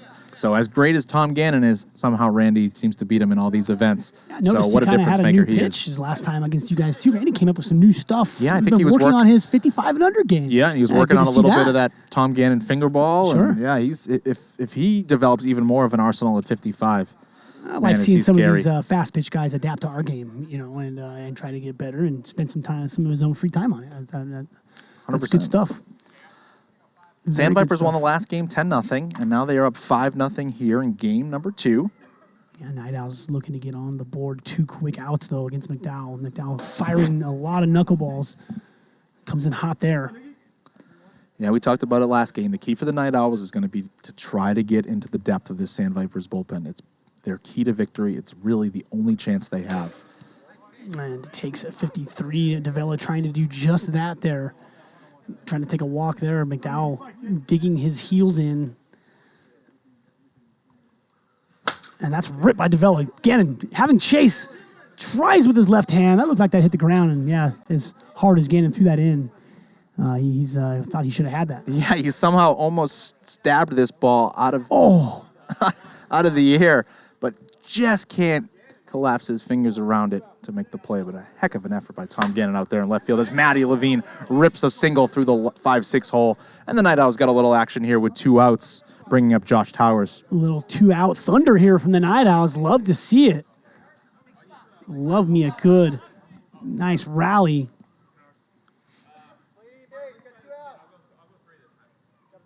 Here's Tower. He can kind of use a big moment for these Night Owls. Good take there. Kind of his breakthrough moment. Still to come for Towers. 1 home run on the season. Be a good time to add another. And show some restraint there. Yeah, good job by Towers getting ahead 2-1 here against McDowell, forcing him to come to him. See if he goes with that knuckleball or not. Oh, got his one to hit there. Fouled straight back. That happens to the best of them. Yeah, Towers got to feel like he missed that one for sure. 2-2. And back foot, the classic back football. And McDowell gets out of a 2-out jam there. Moving on to the second. Yeah, big difference there between whether or not that innings continues there. If Towers manages to get on, Night Owls are likely on the board, kind of turn the lineup over, can start to make some damage. But a good job by McDowell getting out of the first inning unscathed after his team put up 5 in the top of the first, and the Sandvipers are going to go back to work here in the second inning. Kyle, you want to make a shout to TikTok here? Want to give it a run? Sure, TikTok. I don't know what you're doing. I know you like kind of just looking at your phone and just seeing this one angle, but if you're not over here on Twitch with the 3 camera angles we have, the interactive chat, the being able to wager on the games with the WIFFLE points that you can then turn those into merch items in our store or one-of-a-kind items like signed jerseys. Ooh. What are you doing? Come on over here to Twitch, twitch.tv/Premier WIFFLE. That's where you want to be. That's where we're all hanging out. Oh, we appreciate all you watching on Twitch, subscribing, following, giving us love. 471 viewers right now hanging out. Thank you very much, guys. You heard the man. Get on over to Twitch. Love you on TikTok. Love you even better on Twitch. Become involved with what we do here at Premier League WIFFLE. Right on to the top of the second here. Here's Kenny McDowell. Yeah, Jason Walker back out there after getting rocked for 5 runs in the first, but the Night Owls need somebody to put some get some outs for them tonight, and Walker's probably their best opportunity besides Brandon Mayo in order to do that. We'll see if he can settle down here, but it doesn't look like it as McDowell hits a deep shot to dead center for his second home run of the evening, and it's 6-0 Sandvipers here in game number 2. Oh, I'm going to start putting over-unders on what time this series is going to be over, Kyle. I mean, it looks like it's just one-way traffic all night long. And the selfie squad. 3rd home run of the series for McDowell. He's on fire. All of them deep to center as well. Yeah, these are no doubters. Yeah. Little breeze or not, that ball had no chance to stay in the yard. Nasty slurve there from Walker. He's got to power through this. Get these Night Owls through it. I mean, what a peaks and valleys type season for the Night Owls. Sweep or get swept. Swept the Legends. Get really, swept off the field versus the Cajuns. Looks like tonight that could be heading that direction. Swept the Lightning. It really has been an absolute roller coaster for them. Yeah, I mean, I can't believe I looked at they're 11-10. Every time I watch them, it's kind of like this.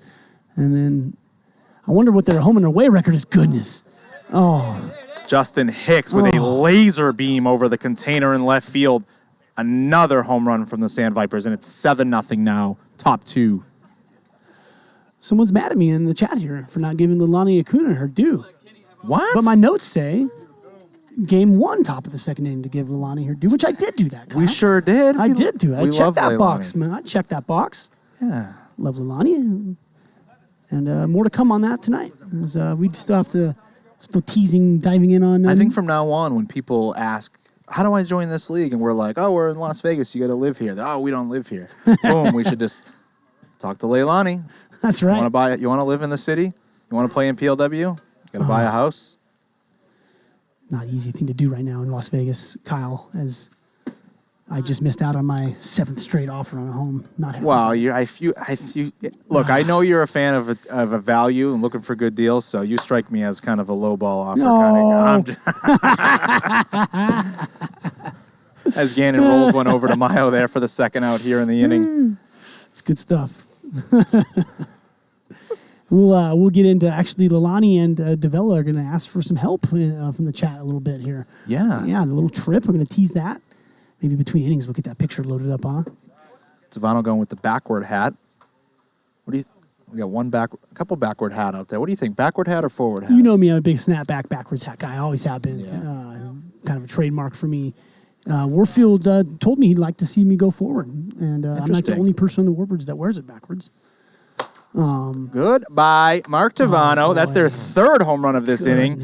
And it's a little bit of batting practice right now for the Sandvipers. It's 8-0. I mean, they're probably getting tired of taking selfies.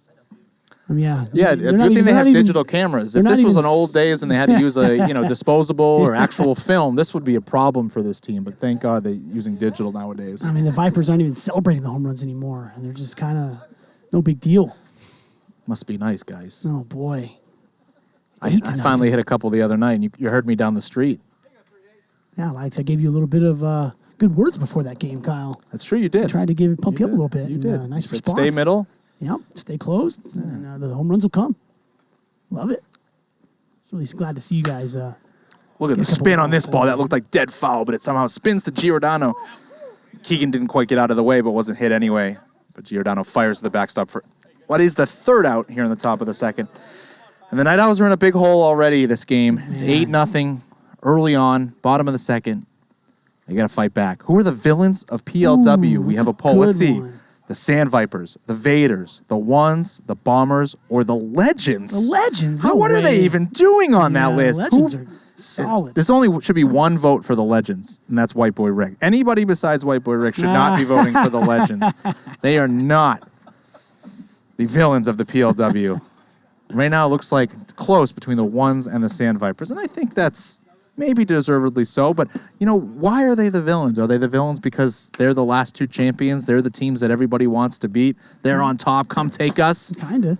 Yeah. You hate us because you ain't us? Is that why? You hate us because you ain't us. That might be it. I mean, I think the top 4 are solid options. I might sneak the Snappers in there, being the villains of the PLW. Sure, another champion. We have 3 champions here Just in PLW history. Hogging up the practice fields. Yeah, amongst the players. They hog the practice fields. Not fair. Look, they want to practice, apparently. Always got to yell at them every night. That's hey, right. There's You no got to kick BP them out of after here the all the games. time. Yeah. Don't you people have homes? It's a Caddyshack line. They're playing cards in the clubhouse. Yep. And Judge Schmales is like, don't you people have homes? Love it. Love the movie reference. Skinny saying hate ads. Look, none of us like ads. Simple way to get rid of those. Hit that little subscribe button below the video. Help us out. Skinny, you better not be a player in the PLW. Yeah. If you have Amazon Prime, right you get a free sub every month. Helps us out a little bit. Helps you out by not having to see those ads and miss any action here in PLW. I've been taking it easy on the subs, calling out for subs, but Well, when somebody says they hate ads, we got to let them know how to avoid them. That's right. It's really easy, very easy to support what we do here. A lot of us put our own time and money in. GK, a lot of this equipment. Absolutely. Not afraid to ask people to support what we do. We're definitely not afraid to bring that up, and a lot of people do, and we do thank people for that. We have a great community, as we always say. 100%. Nice job by Giordano there, ripping a single to left field. One hop to Tom Gannon. It's we haven't had the bits flying tonight. I'm going to start we had a series the other night, got the hype train going. Nice. I think your series really had it going on Monday night. Yeah, that was an interesting series to be a part of on the field. It really was. The rain was no joke. It just started early and did not stop. until very late in Game 3. The wind was there early. It was battle of the elements as well as battling the ones. It was quite a night. Barry Hutter rolls one over to Hicks, who flips it over to Stevano at second. He's going to try to turn 2, and he's done it he hits again. the backstop under 5 seconds. These guys are flawless, Kyle. And a nice double play. That's a good infield there with Hicks, Stevano, and Michael Dean. And if these guys don't make errors or they're not making it any easier on the Night Owls to have base runners. And as we said early on, Adam Tanek has built his team with a foundation of good defense. It's kind of how, football teams build from the line up. Oh, I love that. And, maybe PLW teams should be building from defense out. Sure. The rest will come. If you don't allow base runners and you make it tougher on teams to cut the base paths, you're going to win a lot of games. Yeah, you're a true Las Vegas guy, Kyle. Football teams from the inside out, but the media covers from the outside in. Don't hear about the inside guys. And same thing with PLW. Talk about the home runs and the flash. But defense and pitching still wins ball games. Sure Absolutely. does. Absolutely. A true handicapper here. Kyle Lohman, well done. It looks like the ones did run away with that poll. Dobbin says, we are absolutely fine with being the villains of the league. It makes it fun. They know of course. Yeah, they know. And they know it's not because we don't like them. It's because they're so talented. And we're all jealous of that. They know they're talented and they let you hear about it. Yeah, absolutely. Look, nothing wrong with that. Yeah. You can hate me if this season if we win the title too. Yeah, no doubt. We're all trying to get to where they are. So being a little cocky and a little brash is part of the deal with being good. Absolutely. So no problem there. Here's McDowell. I want to see him bomb another one. Not this time, though. As Giordano working on the mound. Yeah, reached out a little bit that one, chased a little bit of a ball. Sure. Got it off the end of the bat. Just popped it up to Brennan Meyer over at second base. Michael Dean rounding out this Vipers order. And this is all done without Tanek. Tanek having a little bit of... I was looking at his numbers. He's 297... still 5 home runs. He's having a bad year, and still the production is there. Yeah. And he's coming into the lineup very, very soon for these Vipers. And it's a scary thought to think they can put up runs as easily as they had tonight, and they're missing arguably the greatest hitter, one of the greatest hitters in PLW history. Yep, absolutely. And, scary thought. Yeah, more punch coming. And they were below 500 entering this game, as that's going to change very soon. But kind of shocking to see them at 10 and 11. And uncharacteristic. I think they were 7th in the standings coming in tonight, somewhere that the Sandvipers have never been this far into the season. Mm-hmm. But I think everybody was well aware that it was a little fluky, so to speak, that they found themselves there. And we're all pretty confident that they'll find some wins and move themselves up the standings and will be a threat deep into this season. Trench with the needle, though. Trench can't help himself. What did Trench say? Tanek 0-6 against Trench. 0-6 against Trench. Wow, Yeah, nice sample size. I think reached on an error. I think we covered that first series between when the Legends did sweep the Vipers a few Wednesdays back, and that was good stuff. What are your thoughts on some PLW batter versus pitcher sample sizes? Do you think 6 plate appearances is enough to say maybe somebody doesn't see another pitcher as well? Is that quite enough? No. Okay. No. That could just be one bad night. Got it. I agree. I don't think 6 at-bats is enough to, I think 10. 10. So maybe one more good outing. And not even, that's shallow there. I'd say a little more than that to consider it a good sample size. But, sure. Look, I think I struck you out last time I faced you. So, you did, I dominate you, obviously. So I have a good avocado record against you. But that is true. Record, 45-mile-an-hour floaters. You are a beast. And here we go. Nick Davella up to play tonight. I think I took a walk against you, Kyle, with 3 straight balls into the pan. 57, 58, 57, 56, 56. All into the pan and took all 3 of them. I didn't forget it. 4, all 4 into the pan. 58, 57, 56, 56. Yes, here we go into the 3rd inning. Let's go. I'm going to will a base hit from Nick here. We got to get on the Night Owls. We're going to pop up that graphic. Yeah, let's right get after on this Nicky at bat. D. Let's do it. Come on, let's do it. Nicky D needs some help in the chat. He strikes out here, but let's pop up that photo of Lonnie and Nicky D, huge Knights fans. Yeah, PLW Realtor, traveling there she is. to Vancouver to go watch the Knights game. Knights right in the playoff race as well. Yeah, they need every game. They're going to ask the chat, anyone that's been to Vancouver, we have a lot of Canadian support in we do, actually. PLW. Anybody in the chat, things to do in Vancouver for our boy, Nikki D. Yeah, help Nick and Leilani out. Help Leilani out. What's to do in Vancouver? Any suggestions? Let's get that theme going here. I've been to Vancouver, a fantastic city. I've never Beautiful been. city. I've heard great things. Everything I've heard is the same thing. Yeah, that it is Beautiful a great city. I mean, the cities get, like, San Francisco's beautiful, Seattle's beautiful, Portland also beautiful. Those 4 cities on the upper northwest there are just all fantastic. I think prior to myself moving out here, I was not a fan of Vancouver, only because there was a Bruins-Canucks Stanley Cup about a decade or so ago that the Bruins did win, but it was a big anti-Vancouver run in Boston for a while there. But now, being a member of the West Coast, it is a place I'd like to travel up to eventually. Maybe even drive all the way up there. Yeah, Vancouver got a hot goalie. I remember that Stanley Cup final. I can't remember the goalie there, but they were on fire for a while. And they got Ontario, Canada, no good. Meg Patterson, I know she's Canada. Roberto Luongo. Not seeing her. Will VJK make the playoffs? Ooh. I have the Kings at 120-1, Kyle. To win it all? To win it all. Where are they in the West? They are now? second right now behind the Flames, but just lost Calgary 6-1 to the Kraken. Yep, they did. Yeah, I was actually on the Kraken last night. That's nice. Those are some good seats. Those are good seats. Nikki and Leilani hanging out. You see Ryan Reeves in the background there on the left. Man, what a fun atmosphere it is at those VGK games. It is. And GK, another huge Knights fan. I want to say these are GK seats. Yeah, GK actually invited me to a game earlier this year. GK, myself, and Trench went to a game, and it was a lot of fun.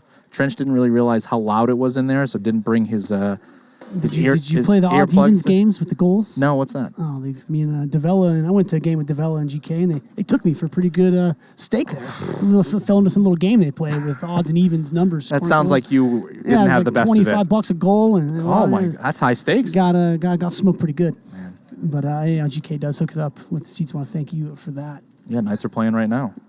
But this is what we got to do with these 18-0 series here. We got to really improvise, man. We need the Night Owls to get going here and score some runs. Yeah, let's go, Night Owls. The key to victory, as we've said so far tonight, is to work deeper into this pitching staff. McDowell's look good. Tom Gannon is obviously good. But after the two of them, there's really not a lot left. If you have to go to Hicks or Tavano or Keegan or Michael Dean or Glenn Meadows. These are guys that don't have a lot of reps here in the PLW, and Night Owls will have the opportunity to score runs themselves. Big hack by Gannon there. Radio. Yeah, Vancouver did riot after that Stanley Cup. That's right. Yeah, they went. Yeah, and Vancouver did go crazy. I've been to a Canucks game. It's great downtown there in Vancouver. Perfectly positioned out there in left center is Nick Davella, as Gannon lazily flies that one out to him for the first out here in the top of the fourth. Towers probably going to get the start here in Game 3, as Mayo got the Game 1 start. Tavano, been a kind of a sleepy, hot hitter tonight. Haven't talked about him much, but he's been on base or circling the bases, one of the two, all night. Good job by Tavano going up the middle / opposite field there. Really known as kind of a pure pull hitter, but to see him start to use the majority of the field makes him an even more dangerous hitter. Yeah, Tavano had a tough series last time out. Good to see him getting back rolling again. Vipers just putting away those nightmares of last week. And look at that, staying inside it, and Mayo, not a lot of range there. He touched it, though. And a little bit of backup from Nick Davella there. Yeah, good fundamentals there. Fundamentals doesn't mean anything. Yeah, right. Doesn't really mean anything in PLW. Mark Tavano trying to get an extra base on that overthrow, but nope, that's why you don't really risk anything by overthrowing the bag there. So good job to stay with that play in right field to try to make the play at second. But it's going to be first and second here with one out for McDowell, who's hit some monstrous shots so far tonight. He's looking to do the same thing here. And he scuffs that one right back to Towers. He was thinking about putting that one down, but that's kind of the hockey play that we're not looking to have out here. Yeah, agreed. And we were talking about it in the chats earlier this week, and you were a big proponent of risk versus reward in that spot, and you were saying it is not worth risking giving up the outs. But you can't do it like that. You can't catch it and put it down. No. Yeah, the hockey style is not going to work. But I am about it. If he just wants to let that drop and then try to turn it, and then that's spinning backwards, I'm all about it. Good luck with that one. Yeah. Wiffle ball is very, very fickle, as we know. Nobody likes trying to pick up those spinning ground balls. No. You want to add one to your list of having... And play fast catch with it as well on the timer. So there is some risk. Fans are saying Kirby or Riot. Oh, my God. Oh, man. That's not good. I guess we're rooting for walks. Yeah, I guess we want to get Kirby out there. Don't want any of that going on. Wow. You know how vicious our Twitch chat can get sometimes. But I think we stumped the chat a little bit. I don't know if Vancouver. That's a tough question. What's to do in Vancouver? Oh, what's to do in Vancouver? I mean, that's tricky. Yeah, let's go, guys. That's a tricky one. Haven't seen a ton of, nearly 500 viewers. Obviously, go to a Knights game and watch the Canucks. Wow. I know there's great Japanese food in Vancouver, in that part of the area. Yes, and I've been to a couple kind of Japanese style casinos up there. I went to that were very cool. Kind of the architecture of the casino, very, very, very nice. Did enjoy myself. Hicks ropes one up the middle, but Matty Levine does a good job at keeping that in front of him. And that's going to be a clean single, which is going to score 2 runs.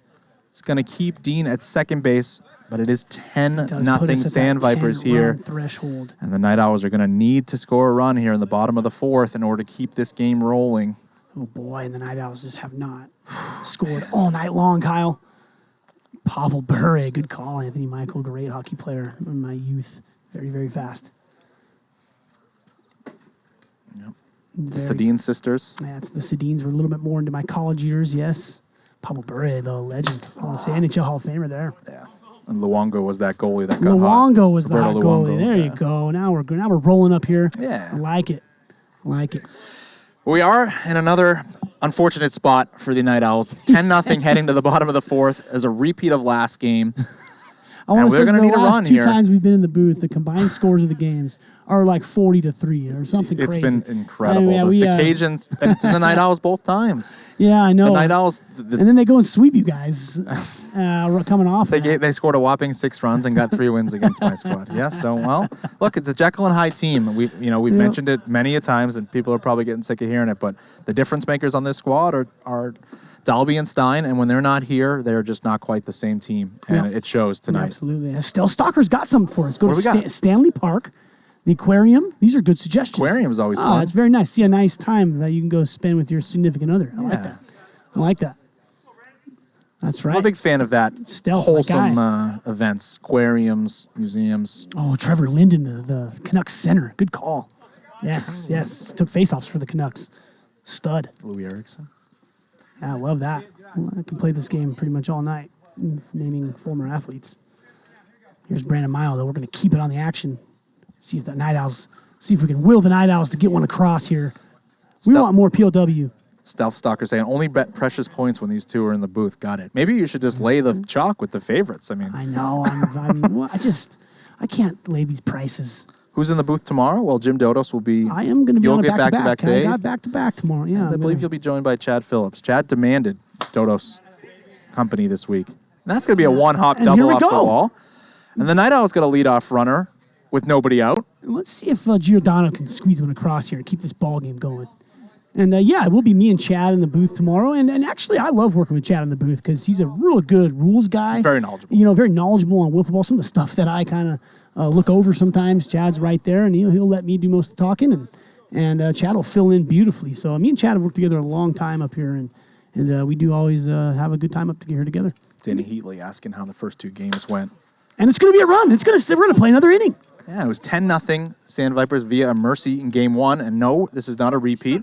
It's 10-0 at the moment. But as Brandon Mile touches home plate, it's 10-1. And the Night Owls are on the board we talk for the about night. Little victories a lot. There's a little victory for the Night Owls there, keeping a series going, a small win. Yeah, let's see if they can hit McDowell a little bit here.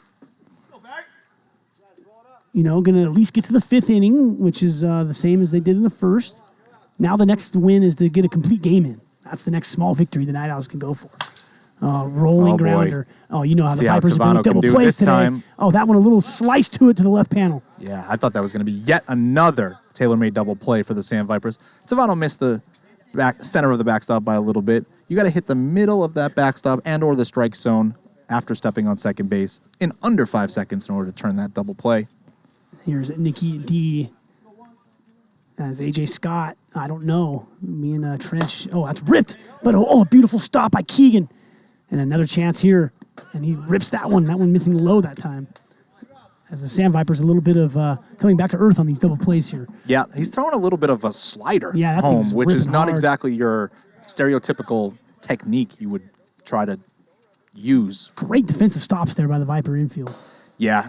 Davella got to feel like he got robbed of a hit there. Hard hit ball, one hopper over to Keegan. He just kind of stuck his hand out and knocked it down. But we were talking about earlier. That's what a good infielder does in this league. Just knocks it down and gives their other teammates a chance to make the play. Ooh, Levine out ahead of that 51-mile-an-hour breaking ball. That's a good pull there. Man, Kirby emote is quickly going to be the most used emote by a mile in the chat.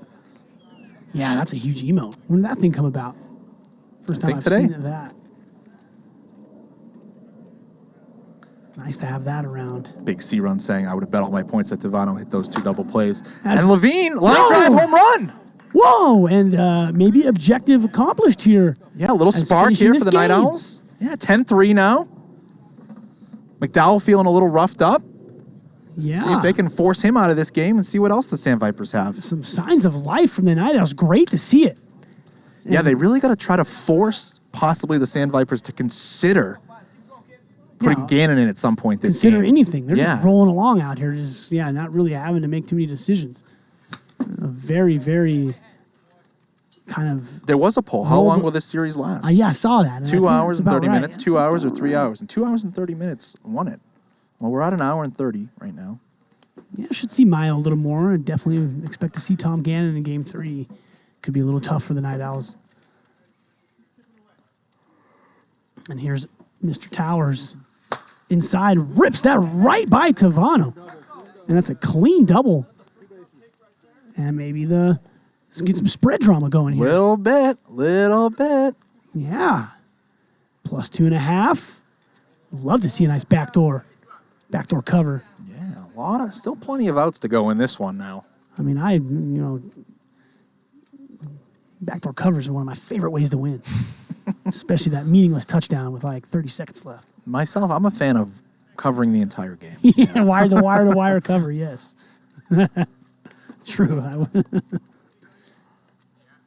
Any idea what the quickest series win has been? Well, since we've gone to 3-game series, there's a base hit by Mayo, and here comes Towers, and it's 10-4. All right. Here we go, inching away. Wow. Giordano at the plate, looking to do some damage. 3 games? Wow. Brad was saying that there was a Bombers Legend I missed this series on a Saturday last year. You know I don't play Saturdays. I didn't know that, but that's a pretty funny statement. I don't play Saturdays. Yeah, Saturdays are sacred. Well, during the fall they are, yeah. But apparently that was like three mercies. It was very quickly. Spring season 2021. I heard of this. 15-0 top of the first. Brad didn't bat. One of those crazy windy, 60-mile-an-hour windy days straight out. That was Tomahawks or Legends? Tomahawks. Yep. So season 1, yeah. 58. That did not look 58. Whoa. Wow. That didn't look 58 at all. Was that a breaking ball? Runner at first here. 2 outs. Giordano looking to chip away. Swing and a miss. And he gets out of it, but not before the Night Owls get 4, and they got themselves back in this ball game. We still have a 6-run affair here. The Night Owls, what do they do here? Up 6. I guess you got to go back to Towers, and he was starting to work better, I think. Looks like ball's in hand for Giordano. He's going to go right out there and try to get the shutdown. No, he's just going to play short. Yeah, I think so. I think Towers is back on the hill for sure here. Looks like he's on the phone. Maybe he's calling his agent. Yeah, that's what I was going to say. Say, look. Took the words out of my mouth. Who's Drew Rosenhaus, or who's the other big agent there? It's Borjas. Yeah, Scott Boras. Scotty He's Borjas. like, look, get me off this Night Owls team here, Scotty. Wow, you almost got taken out by a Giordano. Goodness, guys. Settle down, boys. Yeah. What do you think? How long are we away from needing agents for these PLW? You might need one soon yourself. I don't know if you have the negotiating powers, especially with you saying how you said 0 for 7 on purchasing a home now. I know. So you might need to find an agent both for that, Leilani, of course. That's a sick needle there, Kyle. But yes, you're right. Like when it comes to negotiating your next deal here for PLW, I don't think that's something you should be trusting with your own negotiating skills. I like that. You interviewing to be my agent. I'm not saying I got it, but I'm going to be a little more of a tough out than you, I think. Yeah, I think I'm absolutely. You're a little, you're a humble guy. You got some skills, but I think you're going to sell yourself short a little bit. And I won't pull any, I won't be afraid to pull punches and I like that. let Mr. Warfield know that he better back up the Brinks truck. Look at him. He's in the look. That's what I'm talking about. Baby. Yeah. Yeah. He's looking to steal you. Bowman might be hired. Man. Yeah. Oh. As Giordano knocks this one down, and he fires one towards the backstop. It's not something we've discussed much is free agency. I mean, that's coming to the PLW. It is coming. It's been announced as to how we're going to do it. It's basically you have to have 6 seasons of playing time. So we're in season 4. So there's not really going to be any free agency until the middle of next year at the earliest. But when that happens, there's going to be a lot of moving parts. I agree. It's going to be... Warfield is going to have to sell a few of those Bitcoins and figure out what he's going to have to do in order to keep Jim Dodos on his squad. Oh, no. I've been a Warbird every season except for one. I was a Bomber. Came into the Warbirds, and we've had a good run. Yeah, a Bombers team that was... the best team that didn't win at all. Yeah. You, Brandon Mayo, Hollis Hale. If we stayed together, we'd probably still be a force. Yeah. Yeah. Who else was on? Bruce, right? Bruce Huson was on that team. Yeah. Could you imagine that team now?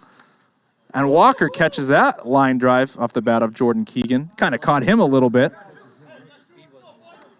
I mean, the pitch has to be you should want to come play with the Warbirds. I mean, that should be the pitch. Look, I got a little bit. Look, as much as I'd want, you're saying for me or for anybody? Well, I mean, I re-sign with the Warbirds, and that'd be a good selling point for other players to come join us. That's true. Yeah, that's got to be the case. I'm a little bitter with the Warbirds. When I was drafted at the beginning of last season, Chris Warfield had 3 picks in the first 5, that's right. and decided not to use none of them on me. And I then fell to number 6 hole to the Lightning. Only one of those picks is currently on the roster. That's true. One of those picks is on the other side of the team. But, one of those picks resulted in Sean Merciel and Buck Burner on your team, so that's pretty good. Yeah, and absolutely. One of the other ones didn't work out, and you still have Main Dan. So you kind of have 3 of the picks. Those 3 picks turned into the 3 players that are Dan Pickering, Sean Merciel, and Buck Burner, which are big parts of your team. So... yeah, the Warbirds, we've had to do it the hard way. We've had relegation playoff. I mean, we've had to ascend, literally pay our dues the entire time. Yeah. We've spent more time in relegation playoffs than any team. We've dug our way out every time. Made the playoffs last year, won a series, eliminated Chad Phillips, which is almost a World Series for the Warbirds. You stood on your head. You won that series by yourself. What a show you put on that playoffs last year. For sure. That's... the Warbirds, again, in another battle this season, and that's just what we're used to. We're accustomed to that. We know we're going to be in for a battle, and we're a really good group of guys that love playing together. We got Uncle B joining the squad. Uncle B's a great character to have in this league. Of course, sure is. Fan favorite Warbirds for sure. I mean, we put up who were the villains of the PLW, and we should have another poll right now, maybe, for who are the darlings of PLW, and the Warbirds, I think, are pretty high on that list. Yeah, a ton of fans. We do appreciate the support in the chat, and all the logos go flying out. I love it. So, but back to the game here. We did get a scoreless inning, Kyle, by the Night Owls. So, possibly 6 outs left in this game. Yeah, really good job by the Night Owls after getting 4 runs in the bottom of the 4th to keep this game rolling, to just go back out there, get a shutdown inning, and then maybe jump back here on Jordan Keegan and see if they can really tighten the score of this game up. And a nice job by Barry Hutter working the count full here. Yeah, Vipers going to continue with McDowell. But full count now. Leadoff runner, huge. And it is going to be a leadoff runner. Great job by Barry Hutter. Love seeing him work a walk there, being a leadoff guy. He's going to bring up manager Nick DeVella. Which team most likely to be involved in the next trade? Warbirds, Snappers, Night Owls, Lightning, after making 2 trades yesterday, and the Cajuns also being involved in a trade yesterday. Oh, man, that's tough. Night Owls are probably up there. Owls, I think Nick DeVella's pretty open about it. Yeah. Chopping ball here, double play ball. Here we go. Tavano again. Slide piece Redemption. coming. And there it is. But it goes left. And he really took his time to get the ball set as well in his hand. I guess maybe he just doesn't quite know the right grip to be using there, because that's 3 in a row that he's thrown that sharp sliding breaking ball. Knuckleball there for McDowell. Kind of interested in this game a little bit here if the Night Owls can scratch across a couple. I do think the Night Owls are the most likely team to make the next trade.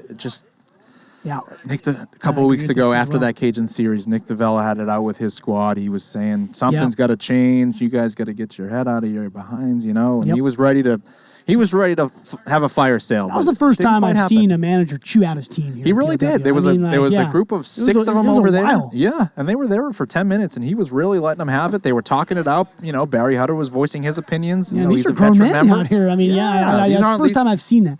Yeah, you're not yelling at a group of high school kids or whatever. Yeah, these are grown men, and it's good to see that kind of leadership out of a team, out of a manager for his team. I mean, that's a tricky spot because, I mean, you yell at me like that, I'm probably walking the heck away. I'm probably not going to take that too much, but I'm a handful. But I don't think you necessarily would have been in that circle needing to be yelled at. I think the level of production that he was hoping to have out of that group is not what he was expecting. Sure. You know, maybe a shot at the work ethic too, saying, look, guys, you can't just expect to walk onto this field and be a stud. Just roll the balls out. Yeah, exactly. Yeah, I think that's more of what it was, some of the effort of that series. But the pool, I think that's a legit pool there. That's foul just back. Ooh, Towers trying to get inside that and get barrel to it. As we'll talk a little bit about, let's go into depth about some of the trades that did happen in POW. I know last night you spent some time on that, but haven't really heard your opinions on some of the deals made. Yeah, a good 3-team trade went down where we moved Devlin Daniel to the Cajuns and we moved Tyler Walensky to the Warbirds in exchange for first-round pick from us. For a first-round pick from you, which is actually the Snappers pick, which you had acquired in a trade. Sure. And we also acquired hot-hitting Anthony Michael from the Cajuns, who's going to now become an integral part of our offense. Yeah, I think each team is kind of getting what they're looking for. I mean, the Cajuns looking for that third pitcher that Devlin can provide. Anthony Michael gives you guys a needed bat. Huge Same bat. thing with Walensky, gives us a needed bat and defensive help.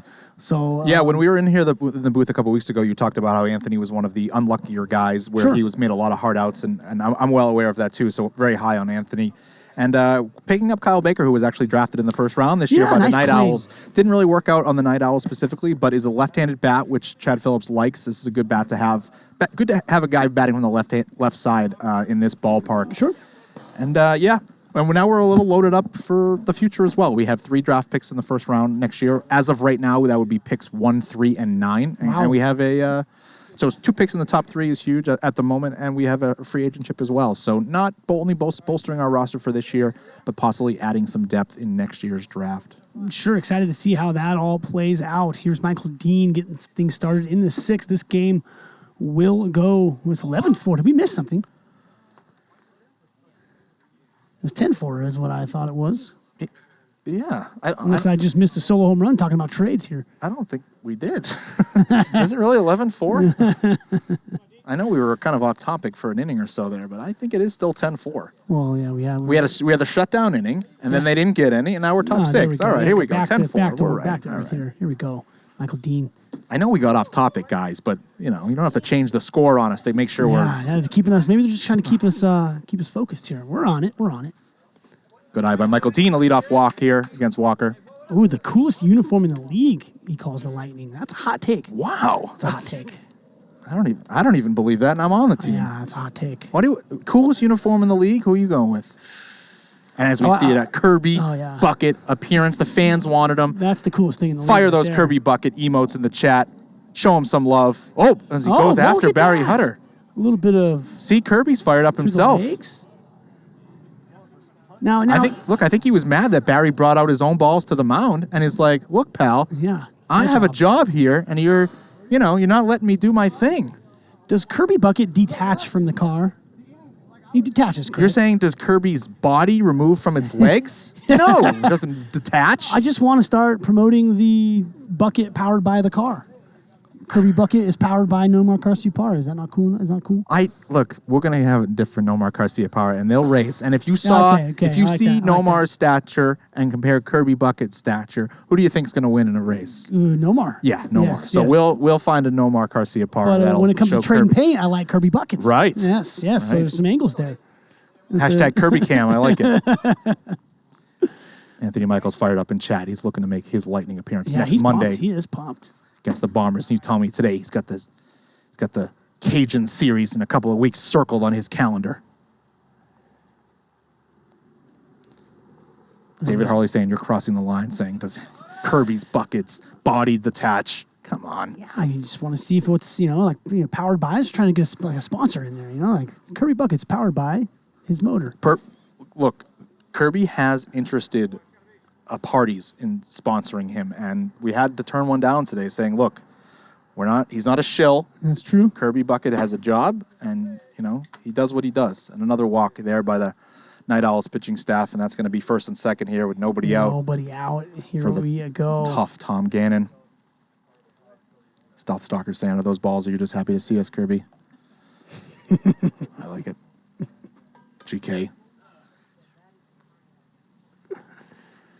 And that's ground Tom ball. Gannon rolls one Nice. over. Giordano does a good job knocking it down. Miles going to flip it to Kuther at second. He's just going to hang on to it for the 1 out. He's going to move Dean over to third. First and third, 1 out. Gannon and Hicks are going to trade places. Brings up Mark Devano here. A nice job there getting the out.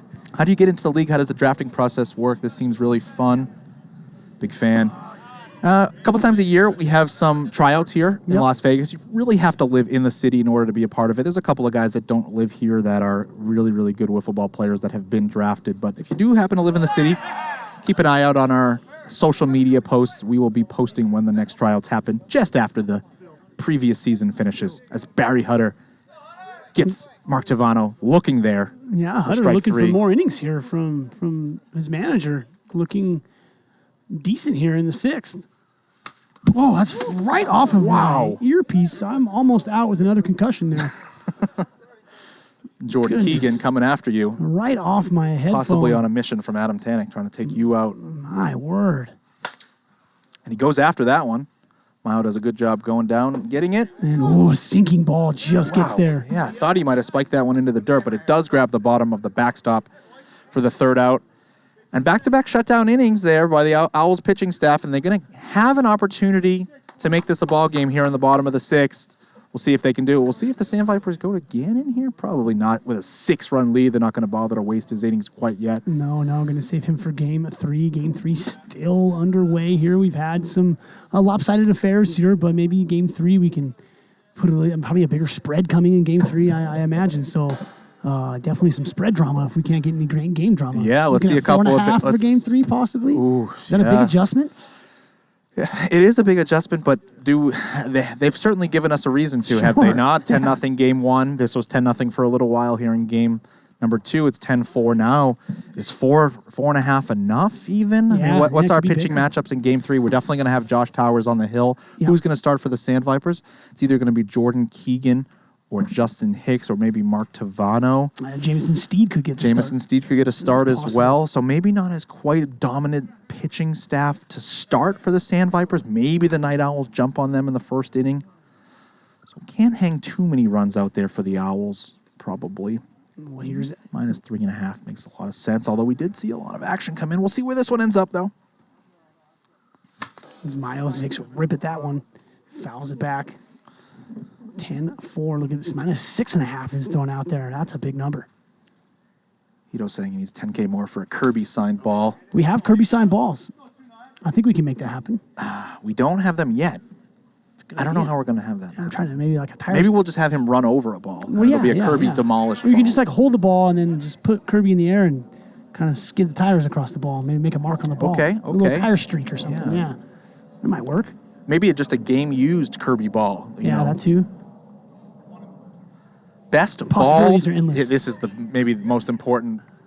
Most important poll of the night. Best ball Couts' head ball? in PLW. Brad Ogden, Mark Devano, Hollis Hill, Adam Couts. He always wears a hat, so maybe he is, but I don't think so. I didn't know Or Couts' David ball. Harley Jr. Who we got so far? Adam Couts I'm running happy away I with didn't it. make that. I'm happy I didn't make this list. Oh my goodness! I didn't even realize he was. Oh boy. That's great. Couts is going to run away with this Yeah, for sure. Hollis in second, Brad in third. Harley getting no love. Learn something new every day. Harley's proud of that. And that's it. Nice job by Flentai out there in right center, coming in and making a tumbling catch.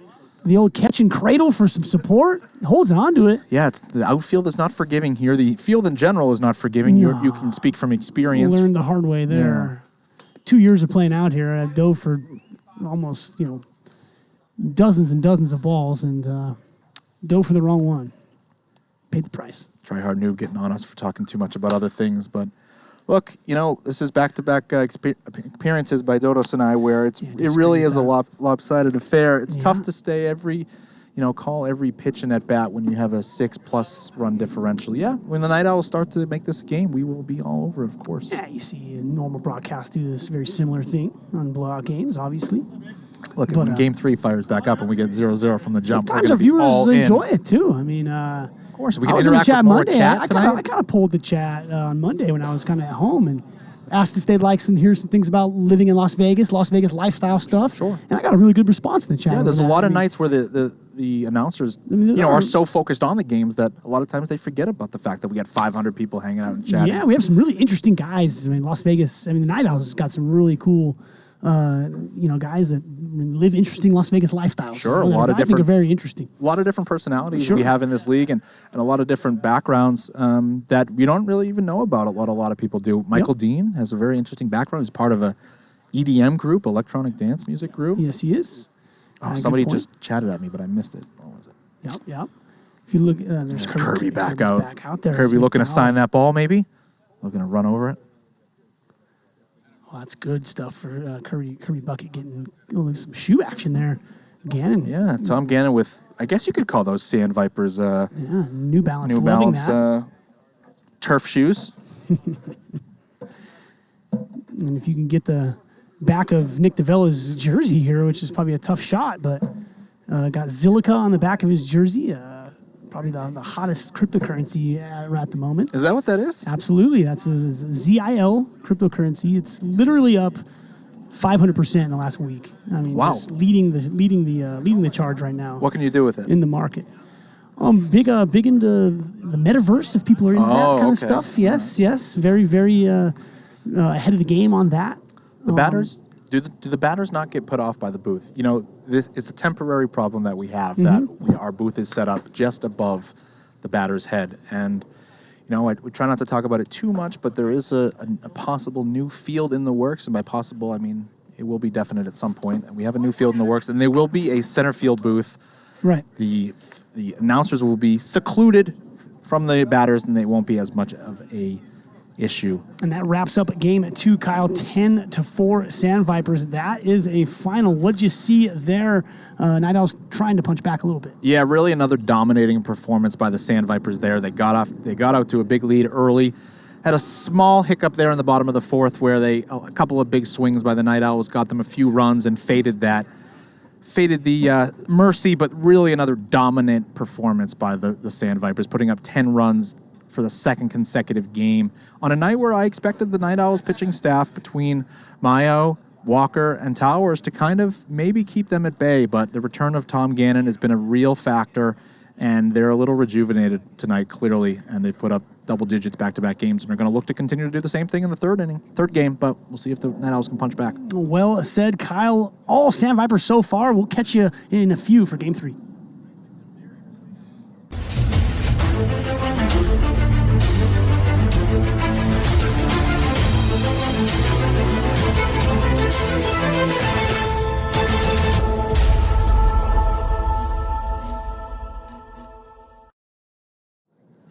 Right back at Hideaway Field for Game 3 action. I'm going to put a little bow on this thing. Can the Sandvipers complete the sweep? I'm seeing Cody Giordano out there, Kyle, for the Night Owls. Can they throw a punch and salvage a game? Interesting decision here to put Giordano on the mound. Maybe manager Nick DeVella has liked what he has seen from him tonight, more control. Josh Towers not getting a start. We had Brandon Mayo game 1, Jason Walker game 2. And a guy, former Major League pitcher, not getting a start here tonight. A little surprising. He has been used in relief the first 2 games and very likely will be the first man in for relief to follow Giordano if he doesn't exactly have what it takes to be the starter here in game number 3. But, as the Sandvipers are going to have a similar thing. Not exactly sure who's on the hill yet. I think we'll find in just a moment. And it's going to be Justin Hicks taking the hill for the Sandvipers in game 3. So 2 non-historical starters taking the hill here for game 3. Well, this first 2 innings could be make or break for this game. We'll see how it goes. See if the Night Owls can take advantage of not Gannon on the mound. As Tom does have, I believe, 5 innings left, as I believe he only went 4 in game 1, as it was 1 inning short, and McDowell, I believe, closed it out. So Tom, if Hicks can get through the first, Tom can go the rest, as long as it doesn't go to extras. As we have kind of some channel points to wager here. Let's see what that line is going to close at. Cannot see. Looks like The betting is closed, as our chat says. That's a little quick. Yeah, I'm sure it's just going to go back up now that we hear the pitching matchups. Yeah, and there it goes. It's back open. Let's get a drop down so the us broadcasters can see that. Yeah, the chat loves the bets. Little chaos. I like it. Yeah. Yeah. Be doing Big the same C thing. run, raging out. Got to get my points in. Not here tonight. Sandvipers minus 4.5. And we have early Sandvipers. Not scaring any Sandvipers backers at all. You know what? I don't really blame them. Look, they covered 10 easily game 1, 10-0, and they covered easily game 2, 10-4. But maybe Cody Giordano has found his rhythm. And as he gets Hicks swinging on the first pitch to get ahead 0-2. See if he can fade Justin Hicks here to start the game. Yeah, that's a huge part of beating the Sandviper squad is keeping this man off the base paths. Doesn't happen very often. Yeah, he's definitely one of the candidates for if there's somebody that could hit over 400 this season. This is one of those guys that could do that. Yeah, and probably a 500 on base percentage guy as well. Yeah, he's a good eye as well. Mm-hmm. 500 on base percentage. That's a big number. Yeah, it is. To be on base literally half the time you come up to the plate is impressive. That is impressive.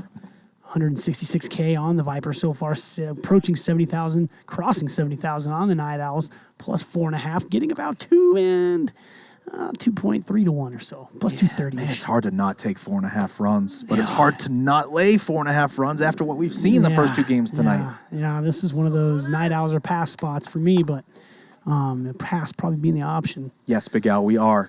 Likely November. Details soon. He is Mateo. I think it's maybe all that's available. Knuckleball there from Giordano. Just these knuckleballs taking over PLW. Every pitcher has one. Glenn Meadows is here over there on the bench. Yeah, Glenn Meadows hasn't got much playing time yet tonight. Like this, really surprising that he didn't get that. Yeah, they didn't really expand the roster at all. Sure, the lineup at all in order to get some more guys in there. That ball hit the turf. Gonna have to throw it. Hutter. Oh, just gets there. Floating ball. Going to have Hutter at shortstop with Giordano on the mound. Yeah, nice job by Barry Hutter there. He's been known to kind of maybe rush and force a few too many throws from short. Did a good job there getting the holes oriented the way he wanted it. And kind of more Justin Hicks-liked flicked that throw to the backstop. And did a good job making a throw in plenty of time. Here's Tom Gannon taking the plate on fire tonight. He's really come back and looked good in pretty much everything he's done. He's going to look to get the Vipers going here in Game 3. GK calling out Nick. Saying, get these guys their jerseys. Look, I kind of called on my manager that we had a few new guys drafted, and 5 weeks in, we didn't have jerseys for them. So I was like, look, Chad, we need jerseys for these new players.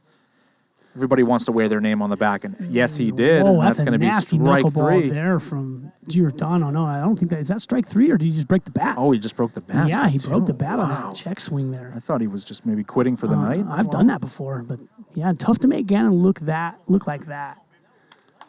That must have been a really nasty pitch there. What's your stance on check swings in the league? You hate them? All or nothing? And if somebody checks their swing more often than not, they should be rung up? I mean, check swings happen.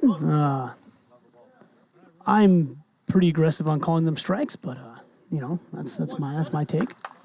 But check swings are just not ideal for the hitter, obviously. Yeah. I mean, usually not something I'm trying to do at the plate, but it happens.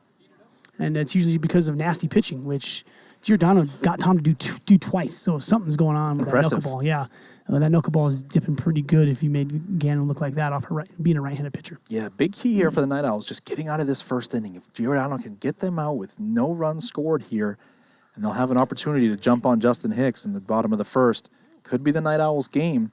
Get those bet-ins on the Night Owls if they're still available. Plus 4.5 seems like a lot of value. Absolutely, especially with 2 outs here, still open. There's that knuckleball. Nice dive on that thing, and hitters are getting on top of it. It's fouled back. Tavano having a nice series. Hitting third for these Vipers tonight. Cooper saying small bet on the Owls here. Come on, small bet. Let's go. Trust us up here. Fire. Getting 2 to 1. Plus 200. CLV squeezing, though, on the Night Owls. Brad says all in. Yeah, man. Boy. Except I went all in. Dangerous going all in. on the for Bombers betting. last night and have no points left. Anthony wants to know when his new jersey will be in. It'll be here in time for the game, buddy. Strike 3 there for Giordano. And hang on a second, Kyle. Yeah, 1-2-3 inning for Giordano there, and maybe they don't even bother going to Towers after that. It looks like they probably just should roll Giordano right back out there and keep him rolling as long as he's got this no-hitter going. And it's going to be Justin Hicks on the mound for the Sandvipers, and the Night Owls are going to look to jump on him early as Tom Gannon is waiting in the wings to come in for this game. They're going to look. They got to get to Hicks early and flood the base pass. I mean, really the first time all night the Night Owls have had a chance to throw the first punch, to get ahead.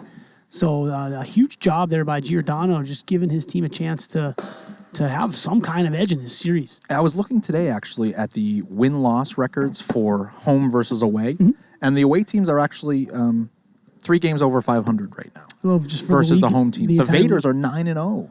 9-0. As an away team. I know. So maybe the Warbirds have most of our wins as an away maybe team there's as something well. to be said about like being able to take that first punch, jump on a lead, and then be able to force the other team to have to come back. Apply some pressure. Runs are scored in a good amount of the innings, especially as the weather gets warmer. So being able to jump, get that lead first, and not be the chasing team could be an advantage in this league. Sometimes.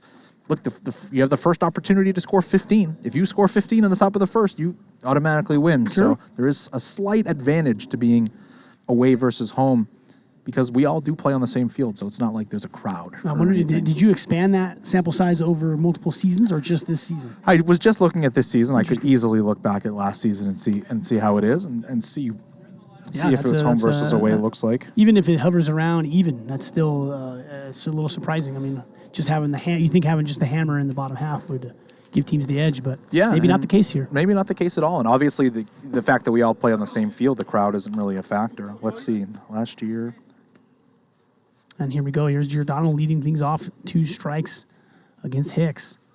And he strikes out a little out in front, not getting as much production tonight from Giordano as we've seen in weeks past. Away teams 7 games over 500 league-wide last year. So the away team's winning more games than the home teams last year as well. I can look real quick for the season before and see if this is a real trend in the PLW. Yeah, I think we're already, once you get 2 seasons, you're already looking at a pretty good trend. Is that strike taken off the bar by Barry Hutter. Good pitch there. 0-2. Bounces that one. Night Owls looking for base runners, looking to get ahead in this series. Apply some of that pressure we're talking about. Gets the count back. And 9 games over 500 in season 2. So this is 3 consecutive seasons that the away team are winning more games than the home team.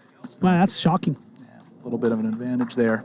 Yeah, that's I would not have guessed that. Make that first punch, grab that lead, have your other team being like, oh, we're down. We haven't even had a chance to bat yet. Yeah, ref, bottom team 100% is relegated and has to play their way back into the league. The rest of 7 through 9 goes into a playoff.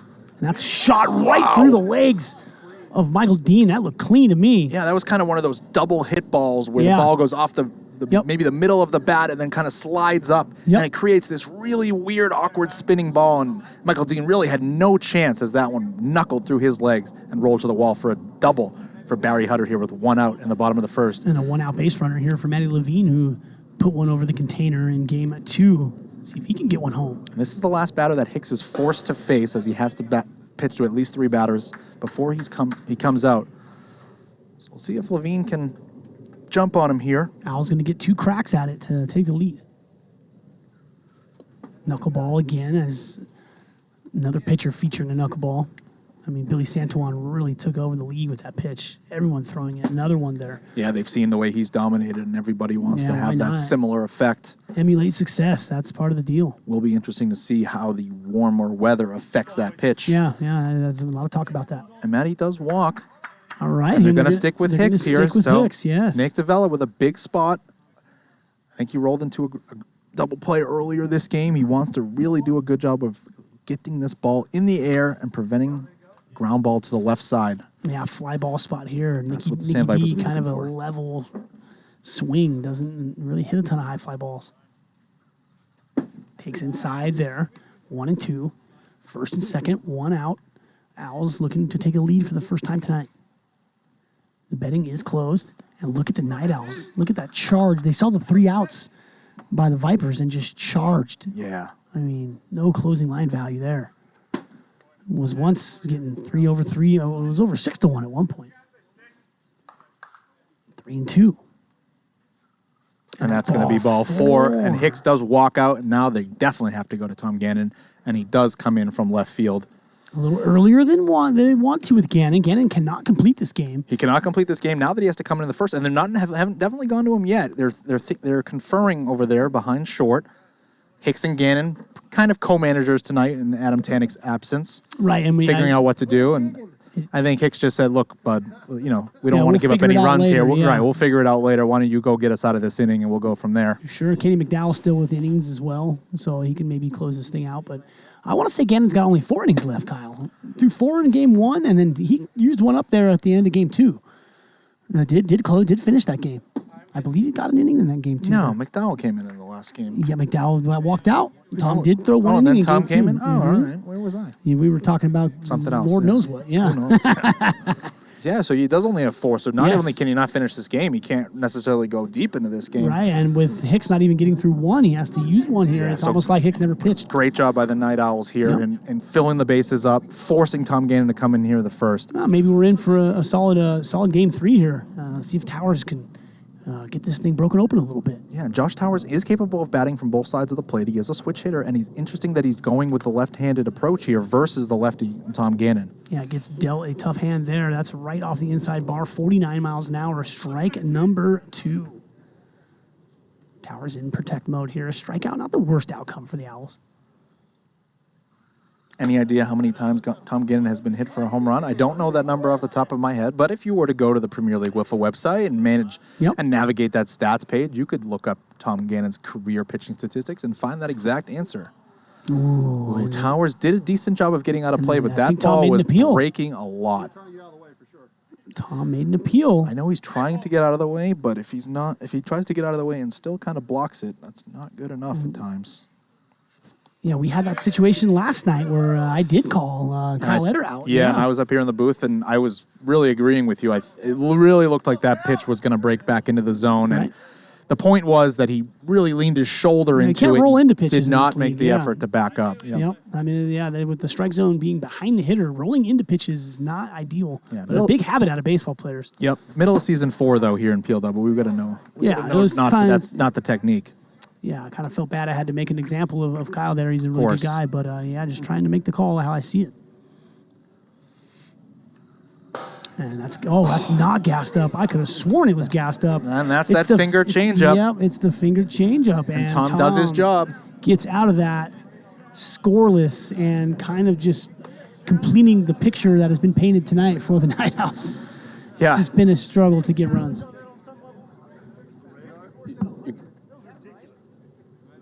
That pitch? That's what you're asking? That pitch? Oh, so manager Nick DeVilla wants to challenge whether or not that pitch was over 54 miles an hour, but I think he's kind of SOL in this spot. That's just Tom's. He's been doing it all year. He's just got this pitch that appears to come out of his hand a lot faster because of his elbow motion. Right. But he's got his finger in the ball. It's actually like literally his finger is stuck in the ball. And when he releases it, it flicks off the tip of his finger. And I don't know how he does that. I don't really know how he does it either. It's a very awkward grip, and I've tried to do it myself, and I really can't. Every time I do it, I spike the ball right into the ground. Yeah, I really don't know how he does it. Parking lot, yeah. And he's managed. He has such fast arm motion with his elbow that the ball comes off of his hand and accurately now, where he can just hit the zone, and it loses a lot of mile an hour by the time it gets to the plate. Yeah, impressive job there by Gannon, showing his prowess. Rolling into the top of the second, Jordan Keegan for the Sandvipers.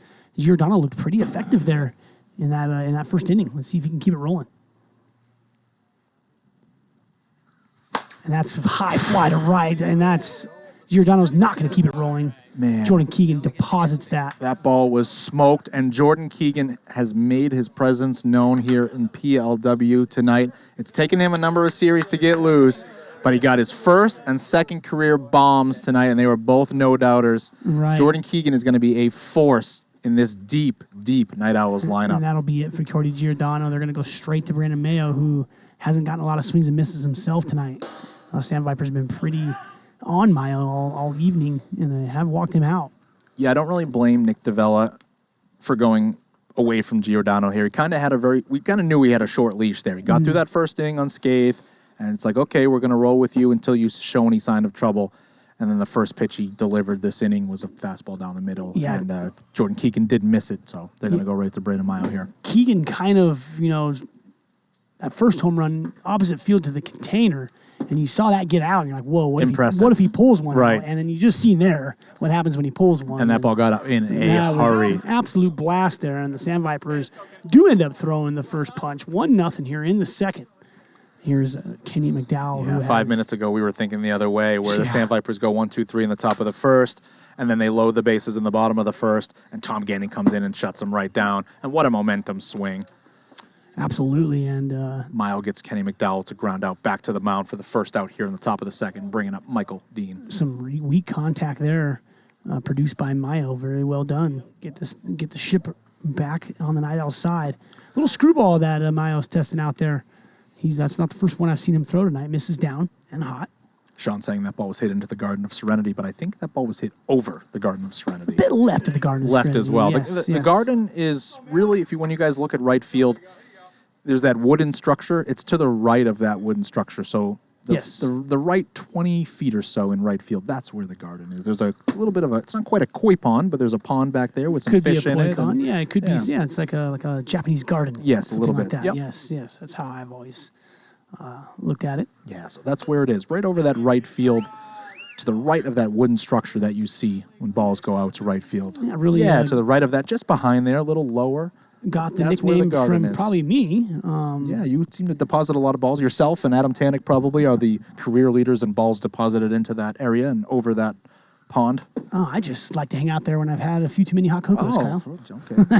You talk to the fish at all? Or? Yeah. I saw a couple of ducks wading around in that pond this afternoon. And a nice job by Mayo, painting the bottom pipe, 55. GK did coin that term. Here is Mr. Hicks. Takes 56. My goodness, that's such an aggressive take there. It's such a bad beat for Mayo. He feels like he's beaten Hicks. He's got him out. Throws this pitch that fools him, and somehow it's 56 miles an hour. Oh. Second life for Justin Hicks here. What do you come up with now? I mean, if you can't get him to chase on that, you got, I mean... Yeah, it's like, how do I beat this guy? Yeah, that's just a really good pitch to swing at. Tough to justify if that's 55 or 56 at the plate there.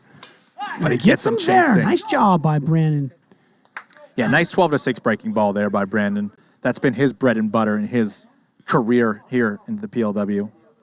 Done. Nice job there. Keeps it at 1-0 here, and the Owls going to look to strike back. Tom Gannon going to take the hill. He's running out of innings, and let's see if they can get deep into this Vipers pen. Already had some success off Hicks. McDowell, they've seen him a lot. I'm not giving up on the Night Owls to win this thing outright. 100%. It's only a 1-0 game. And, as we talked about all night, the key is getting deeper into the staff. Yep. Tom's only going to be able to pitch 4 innings. They're probably going to be 4 pretty effective innings. But if they manage to work some walks against him and force McDowell to come back out or somebody else besides him, the Night Owls are definitely going to have a chance in this game. Yeah, important to get. Tom Gannon comes out of this game, the Night Owls are favored to win. I agree. Yeah, Giordano leads it off. He's looking to get his night going here. He's been a little out in front tonight. If he can stay back on one of these sliders and go the other way, like he's good at. Somebody asked, is Hicks acting manager tonight? I think it's probably a combination of Hicks and Gannon, the veterans of the Sandvipers. 2 of the members from last year's championship squad. And Giordano in the gap. And that does hit second base for a double. Cody Giordano has really stepped it up ever since he's been traded over from the Sandvipers. He's kind of been the spark on the Night Owls when Randy and James aren't here. It's been the guy. He's the next best guy on this team. He's leadoff hitter. He's really hitting the ball hard. Yeah, plays good defense. Shortstop, and gets a leadoff base runner for the Night Owls here. Here's Hutter. Hutter high, just missed that though. Shortstop Hicks ranging over and cups that into his hands for the first out. Barry's got to be frustrated with that one. He got a pitch floating up in the zone and just missed it. Yep. The difference between that and a home run is just a matter of an 1/8 of an inch on the barrel of the bat. Barely misses it. Levine gets a drop ball on first there. Tom's missed with that pitch down quite a bit tonight. 1-1. RBI opportunity here, runner at second base. Swing and a miss, slow slider, 49 miles an hour. Matty Levine swinging a little bit of a better bat this season. He's been in the gym a little bit, told me he's feeling a little stronger, hitting the ball a little harder. Love that, a little bit of push-ups, a little bit of squats, that's all it takes. 55, there's that finger ball again there. That is coming in looking quick there, Kyle. I can see Tom going to that the rest of the evening. And he goes the slower version that time. Yeah, he's mixing speeds with it. You can hear that. We can hear that finger ball 40-something feet away. Yep. As soon as it releases out of his hand, it pops, makes that sound. It seems to slow down and gets guys fooled. The responsibility's on Nick Davila now. See if he can go up the middle here for a base knock. Finger ball missing away. I don't know what else to call it. Changeup? Should I just call it changeup? Yeah, probably. Okay. I think in his pitching tutorial video that's posted on YouTube, I think it has a name in there for it, but I don't remember what it is. So I think I'm doing myself a disservice by not studying that video and going out there and trying to replicate all of Tom's pitches, especially the fact that he is a lefty, and I'm also a lefty, I think. And as you as well. I think we're both doing ourselves a disservice by not studying that. I agree. And increasing our arsenals. Agree. And with all of that, Sandvipers did take the first two, 10-0 game one, 10-4 game two. Now we have 1-0 Sandvipers here early in game three as Nick Davila swings the ball forward, doesn't he? Goes down swinging. Yep, that was when you have the opportunities to take a walk against these guys. I know you want to be tough and protect up there, but man, you got to just be able to recognize that wasn't going to be a strike. Yep. And get on base and force their hand and have one walk there for Tom. Yeah. Such a swing. Now, Tom being able to go on the bench. I still don't have any walks. I know I got away with that one. If for some reason Nick Davila walks there, now it's first and second, 2 outs. Yep. And he's got one walk in his pocket. He's going to be going right after those guys. Can't be as aggressive as he wants now going forward. Only 2 innings left. Yeah, he could have applied a lot of pressure there taking that walk, but understandable. Wants to pick up the run at second base. Can't get it done there. Unfortunate. Night Owl's kind of been the story of the night. They've had some base runners at times. Yeah. In game one especially, and just can't convert. Yeah, a lot of runners left on base for sure. It's kind of, a product of a lack of a really deep lineup. The deeper your lineup and more stacked it is, you have more guys who are prone to drive the other runners in. There's plenty of teams in the league who have a couple of guys that can get on the base a lot at the top of the lineup, and then in the next few guys don't hit for as high average, and they're going to leave them stranded often. It's these deep rosters with the guys that have tough hitters 1 through 6, like the Vaders last night, like this Sandvipers team when they're fully there. Everybody can do damage, and there's no easy outs on any of these teams. Oh, J-Rock wants a pin, Kyle. I got to put an order in, don't I? So screwball there. That's a nice pin. I should have rocked one tonight. Yes, I like it. Right on my lapel here. Just a little classy touch to represent the league. Everybody's got their own style in the booth of what they wear, kind of to support the league. I, go away from the Hawaiian shirt and try to keep it with a blazer and a pin. Yeah, real professional you are. Gannon goes down swinging on a pitch down and in from Mayo. It's going to bring up Mark Tavano here with 1 out in the top of the third. Nice job by Mayo. Finding a screwball. That's big news. Mayo threw a screwball for a ball before that strikeout pitch, and it was at 55. He's slowly getting that pitch figured out. Big Al saying we need some name badges. Meaning, I'm sure he means at the bottom of the screen when we throw up to the booth, and that's something we are going to do soon. Just haven't quite done it yet. And that's high fly to center. I don't know if that's got quite enough. Does it? Levine, it hits off his hands. It's gone. No. We've seen some amazing plays in center field on balls like that this year, and that one goes the other way. And Matty didn't leave his feet on this play. Maybe if he decides to jump up a little bit. Could have pulled the Bruce play where he slaps it back in play for a single is probably the option. That might be a new strategy going forward as well, as Tavano rounds the bases here. And he takes a selfie with the crew. 2-0 Sandvipers here. Top 3. No, Harley, no worries on that, man. No, you keep that pin. Get it looking good. Yeah. No, nothing coming my way. No need, sir. Wow. Yeah, didn't I already pay you for that? No, nothing there. glad to 3 home run assists this season now. Yeah, there's been a few for sure. I mean, I understand wanting to go for that, and Matty's walking off. He might have picked up a little knock there against the wall. Yeah, he's not liking that. Yeah, we saw Tanner Roundy kind of do the same thing last night, where his back was against the wall in right center field, and that ball jams Keegan right back to Mile. 2-0 now, Sandvipers. Very important to keep this kind of reeled in here. Mile trying to. It's very tough when you just don't get any run support though. But yeah, the Sandvipers just slowly tacking them on. It's really impressive, the defense that we see, knowing how unforgiving this field is. Both the turf, the left field wall, the right field wall, the center field. I mean, yeah. I saw you out here doing some repair work today. That's I was huge. just trying to make that wall in right field a little more defined. What is the warning track and what is the wall? Yeah. But yeah, I mean, the effort and the amazing plays we see on this field, despite it being what is an unforgiving, hard surface to play on, is really impressive and shows the devotion that these fielders have to make these plays. As McDowell chases a 62-mile-an-hour pitch in the dirt. Yeah, that's a great job by Mayo. Mayo gives up the solo home run, which is just fine. 2-0 Sandvipers. Owls looking to punch back, looking for that big hit in this series. Just hasn't come yet. Tom Gannon doing his thing. Only 2 innings left for him. But yeah, to your point, Kyle, the surface obviously, learned the hard way what that surface can do. And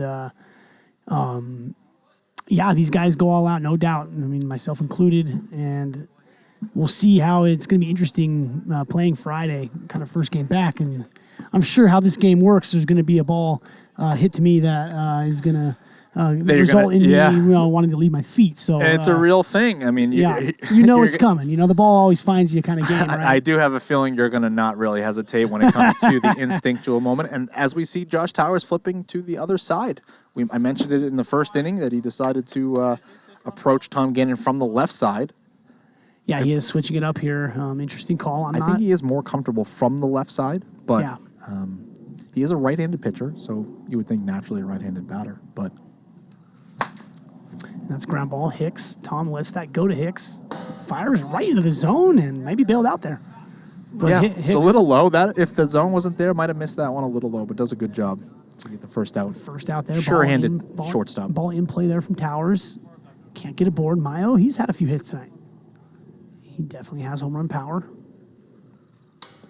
Outside, 50 miles per hour. He said, thought he was going to throw me a riser. Mayo, one of those guys way up in the box, and that's why that pitch probably looks so outside to him. Yeah, he is pretty far forward. And, he was just fooled on 2 pitches there. That thing's nasty. We talked about Tom early in the night where he's got this large arsenal of pitches between 9 and 11 or something ridiculous like that. We were saying, if you go up there and try to guess what he's going to throw, you're going to be wrong, 85, 90% of the time. So you're much better off looking for a pitch in a spot and just jumping on it. Yeah, absolutely. And he's not going to beat you with power. I mean, he's rarely been over 55 all night long. He can, but he doesn't use it really. He doesn't use it. Yeah, he's not. He will use it effectively. He does a good job with it. But I mean, that right there is just cruising for. Yeah, and that was a quick inning. That's not what the Night Owls needed. They go down 2-0. They give up a solo shot in the last thing, and they're thinking, all right, let's try to battle here against Tom. Let's make it tough on him. And they're out before we even know it. 3 outs. Absolutely, yeah. That's really tough on Mile here, too. Hey, go shut him down again. We've been calling him so many times. And Mile, to his credit, he just keeps doing it. I mean, keeps showing up, keeps giving this team quality innings and just getting zero support. Yeah. I'd like to see that report on which pitcher gets the least run support out here. It's an interesting statistic. I don't know if it's something that we could quite figure out, but you probably could. A game started, maybe. Crunch a few I could probably figure out a close statistic, but it's not easy emotionally on a pitcher where you go out and you think, and it does mess with your head. I've experienced it a little bit myself lately where you go out there thinking geez, if I give up 1 run here, we're done. Yeah. And it's you can't, it alters your thinking up there and it alters your confidence and the batters can feel it. Right. You it's a real start thing. Getting picky and start kind of nitpicking corners, walking guys. Yeah, absolutely. So, run support is a big thing. You feel so much more comfortable up there on the mound. And the best teams in this league can really bash and put up 6-7 runs in a hurry. Right, so if Tom gives up 1-2 runs, he's like, big deal, we're going to get 5. Absolutely. And here's Michael Dean leading off at the top of the 4th. And we're kind of rolling along here in Game 3. Been kind of a fast-paced night. Top of the 4th, 2-0. Sandvipers laying 4.5, looking to get to that magic 5 number here to cover this thing up. Really good betting action here in the final game of tonight's series. Ground ball, Giordano right off his finger. I heard that go off his finger, through his legs, into left field. Not an ideal start. Mayo doesn't even want to look at him. That was a really interesting ground ball. It went off the very front of the batter's box mat and actually picked up speed because it had so much topspin. Interesting. Yeah, Brad Screwball there from Brad Mayo. Ogden letting us know that Brandon Mayo, I don't think he's quite going to get there tonight, but he's approaching 500 career strikeouts, and he'll be the first one to ever do it in PLW that's history. Impressive. How many innings is that over? He needed 30 tonight. He's not going to quite get there in only 9 innings, of course. Guy's got a rubber arm. It is over 290 innings. Wow. Really an impressive job. Yeah, Mayo, probably, when it comes into current PLW. That's regular season. Current PLW Hall of Famers, you really got to look at Mayo being kind of as one of the top pitchers to ever pitch in this league. Of course, he has the record for the most wins in a season. He's going to have career record for most strikeouts. And as he said, he's leading the league right now in strikeout to walk ratio. He strikes a ton of guys out and doesn't give up a lot of walks. He's really been a workhorse for all 4 seasons now. Yeah, one of the nicest guys in the league. Yeah, he's just and so guys keep facing him. They keep humble. facing him, and they keep having the same results against him. Yeah. It's just very difficult to accomplish, and that's a ground ball. Double play ball. Let's see if Kuther can get it there. Floating ball off to the left. Never a chance. 1 out. Yeah, not the strongest arm out of Joe there at second base. He took a crow hop to get power behind that as well. Yeah, does a good job playing his position, but his arm strength is not his main strength. Here we go. Here's Tom Gannon. Tom Gannon looking for some redemption after striking out last time up against Brandon. And that does tink the outside corner, but it's 60 miles per hour. Yeah, Mayo definitely has a screwball now. No doubt. That's it right there. He's having trouble keeping it under 55, but no, I definitely caught the corner with the screwball. Ooh, good low pitch for Gannon to attack there. He fouls it back. 1-2 count. Hicks at first. We don't exactly track errors yet. I was working on tracking some defensive statistics. The statistic keeping application and website that we use isn't quite set up for how we want to do it here. Sure. So I think that'll be something for future seasons. We have an idea of the guys that never make errors and That's who kind of commits the a fun handful part. of We errors, kind of get the scout without numbers that way as well. You got to try to just trust your eyes, but Yeah. it would be nice to kind of know the numbers on a few of those tiebreaker spots, especially when it comes to maybe award voting later in the season. Yeah, and double play ball here. Hutter blocks it. Goes Giordano to this time. Grips, fires, and executes. That's a double play, Kyle. And that's the guy they need in the infield to turn those double plays. Giordano really doing a great job on all 3 sides tonight, playing a pretty good defense, having a pretty good defensive night overall, despite that one error that it is. Atones for the error, though, there. With a nice making throw up for it. And gets 2 outs to make up for that base some run. good at-bats and some effectiveness on the mound as well. So good night for Cody Giordano overall. All right, big inning for the Night Owls here. Last inning of eligibility for Tom Gannon. Would be nice to get one across on that last inning, get some momentum into the next pitcher here. Gannon been very effective on the mound tonight. He's been nasty, really displaying his arsenal. Throwing that changeup, throwing that drop ball effectively, mixing in the slider when he has to. Kind of a typical Gannon performance. Yeah, as expected. And just we talked about in the preview whether or not the rust would show, or whether or not if there were any bad habits, he would shake them. And it looks to be more like it's the latter. And Tom Gannon's really showed up tonight and shown why he's one of the best overall players in this league. Barry Hutter taking high and away there. Nice take. Base runner's huge here. Night Owls still in this game. One of those games where it's 2-0.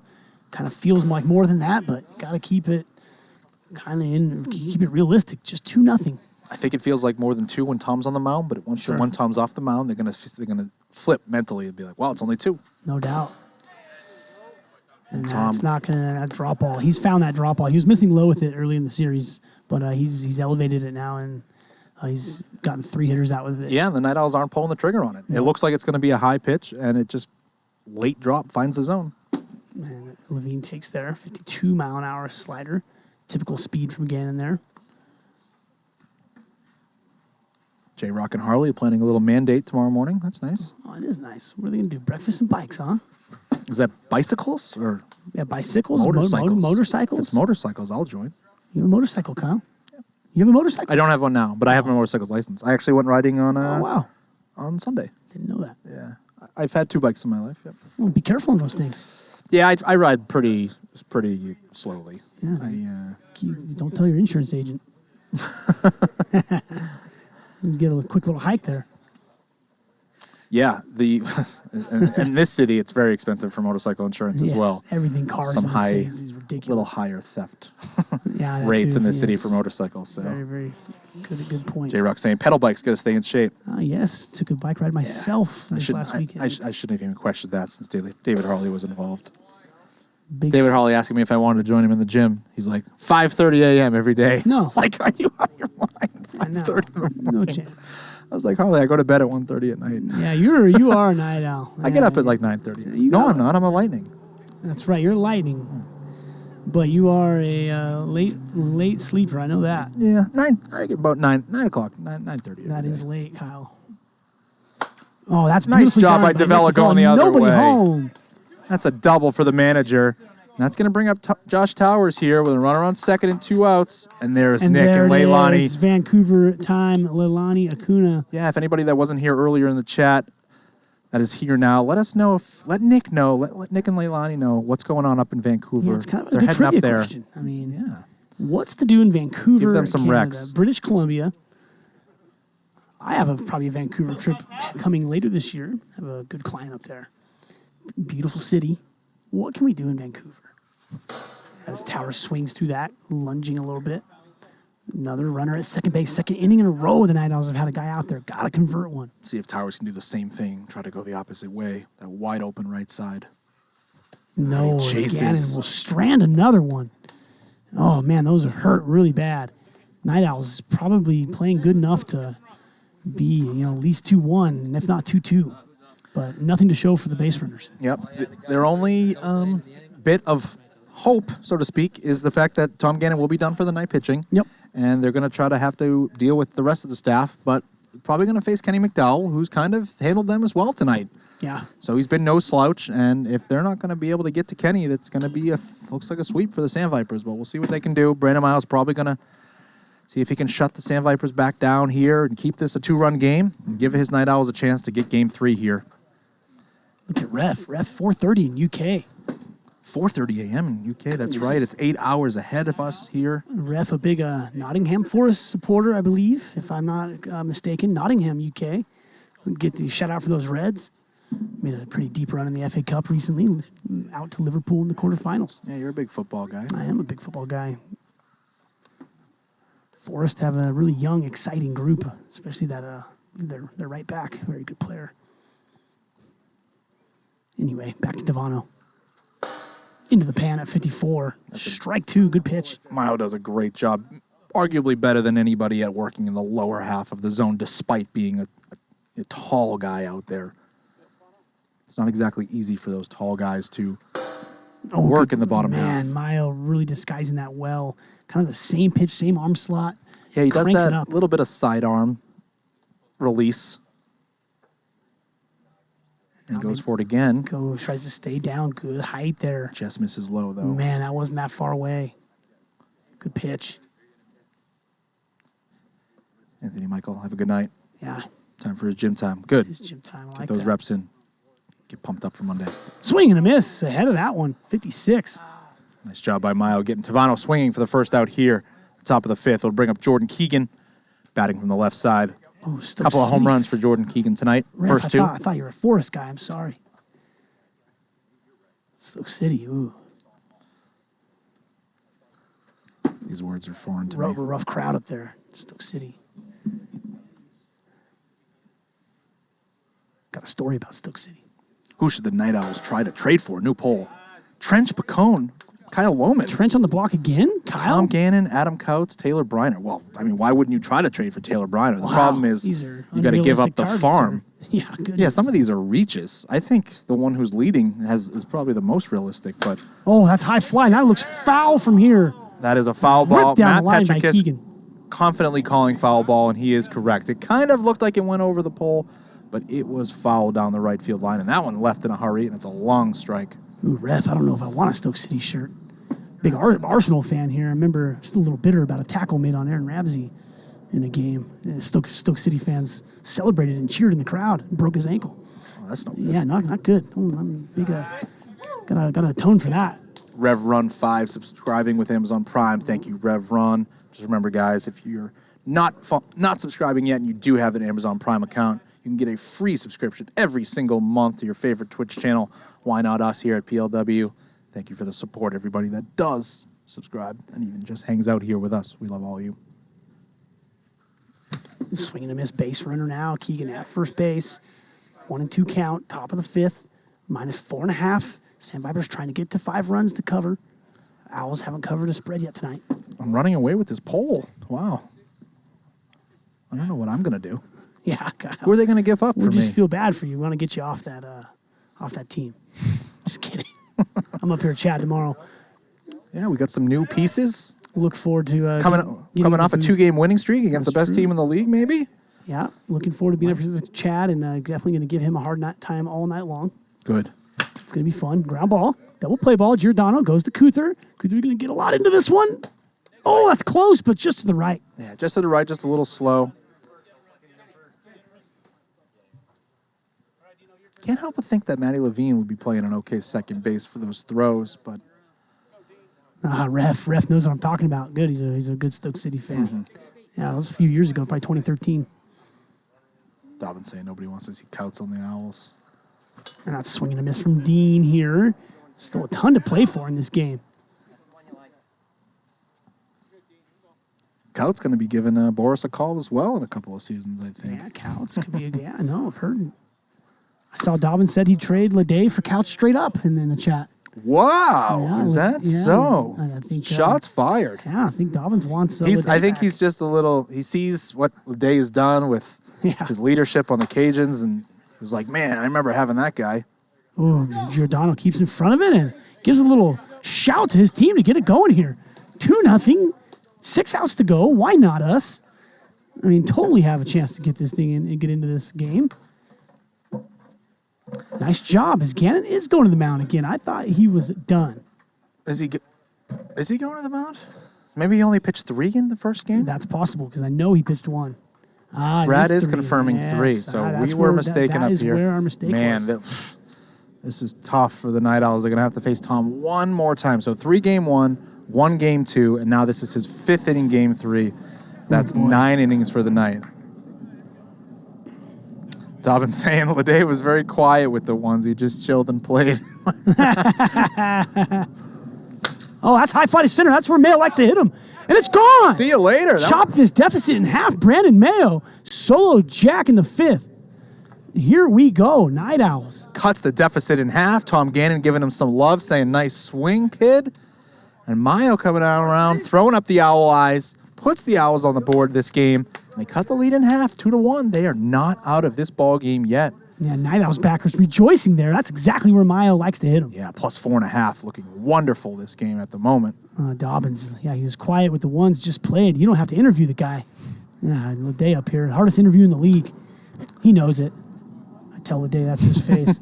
Very humble. Yeah, he is a very quiet guy. Quiet killer, really that guy. Grill him up here in the booth. Yeah, just nice and quiet. I'll just get a hit 6 out of every 10 plate appearances. No, just kidding. We love you, Leday. Stone Eater's not a Cajuns fan anymore. Cost him 30K WIFFLE points. Ooh, he was going for a signed jersey, but came a little short. High fly. Wow, was that high? It's not going to hit a tree. That's a tough play. Hicks making that look very easy. Man, that ball was skied high. Oh, we both had to lean forward to look out and see where that one was. Absolutely. Left my peripheral vision for sure. Yeah, Kirby's anxious. Looking for Gannon to walk out. Don't think it's going to happen, though. Here we go. Let's see what Barry can do here. Ooh, oh my. Beautiful slider by Tom Gannon, grabbing the outside pipe. Man, it's nasty. Barry Hutter just that looking looked at way it. outside. I think the strategy against Tom is if you can recognize that pitch coming in, you just got to try to go opposite field with it. A rare hot pitch there from Gannon. That's all you can really do. Uses that slider to kind of... disguised Hutter. He recognizes it. Let's see if that drop ball's coming. It is coming. Oh, and he fights it off. Well done by Hutter. It's probably the right approach. Good battle and spoil there. Buy himself another pitch. Beautifully done by Barry. That was a good pitch. It was the drop ball from Gannon. Does he go finger ball now or a changeup, we say? It is. Good call there, Dodos. Yeah, looking forward, relishing some at-bats off Gannon here. If I can guess this good. What does he go back to here now, though? Still a tough matchup, lefty-lefty for you. And now you're really in the grinder. It's a finger And ball Hutter again. drives it up the middle. Great at-bat by Barry Hutter there against Tom Ganning, fighting off that 1-2 drop ball pitch and taking the finger ball change up inside for 2-2 and then slapping that single up the middle. And the Night Owls are in business for the powerful Matty Levine. Swinging a good bat this year. Night Owls are in business. Drop ball in there for a strike, swing and a miss. He wasn't very close to that one, Kyle. No, he was over the top of that for sure. It looked like it was going to be towards the top of the zone, and then just at that last few feet, just plummets towards the earth. Really a tough pitch to square up if you're not expecting it to be where you think it is. Good take there by Levine, 1 and 2. Radio Static saying the U.S. did officially qualify for the World Cup? Is that true? I mean, they were pretty much impossible not to make it. Pulisic there doing his thing? Yeah, U.S. will be about a 50-1 shot to win the World Cup, but maybe a little less than that. But we'll see. It's probably the best squad they've ever taken to a World Cup, so we'll see. Canada also making their first World Cup, first time in since 1986 that Canada will be featured. 86. Okay. Yes, so that's like 9 World Cups or something? Yes, that's a long time. That was a really big groan out of Nick there. He thought he was fooled on that one. Yeah, Tom living outside with that. Doing a good job. Drop ball. And it is chopped to third. Dean takes it the easy way for the force, but the Owls do show some life. Cut the deficit in half. Yep, they get one back on the back of a Brendan Mayo solo shot. It's the Brandon Miles show out here in Game 3. It sure is. He's their guy tonight, and he's on the mound. He's hoping to shut them down, and the Night Owls are going to have an opportunity in the bottom of the sixth, when Tom Gannon's not on the mound for sure, and we'll see if they can walk this one off. This time we'll get it right.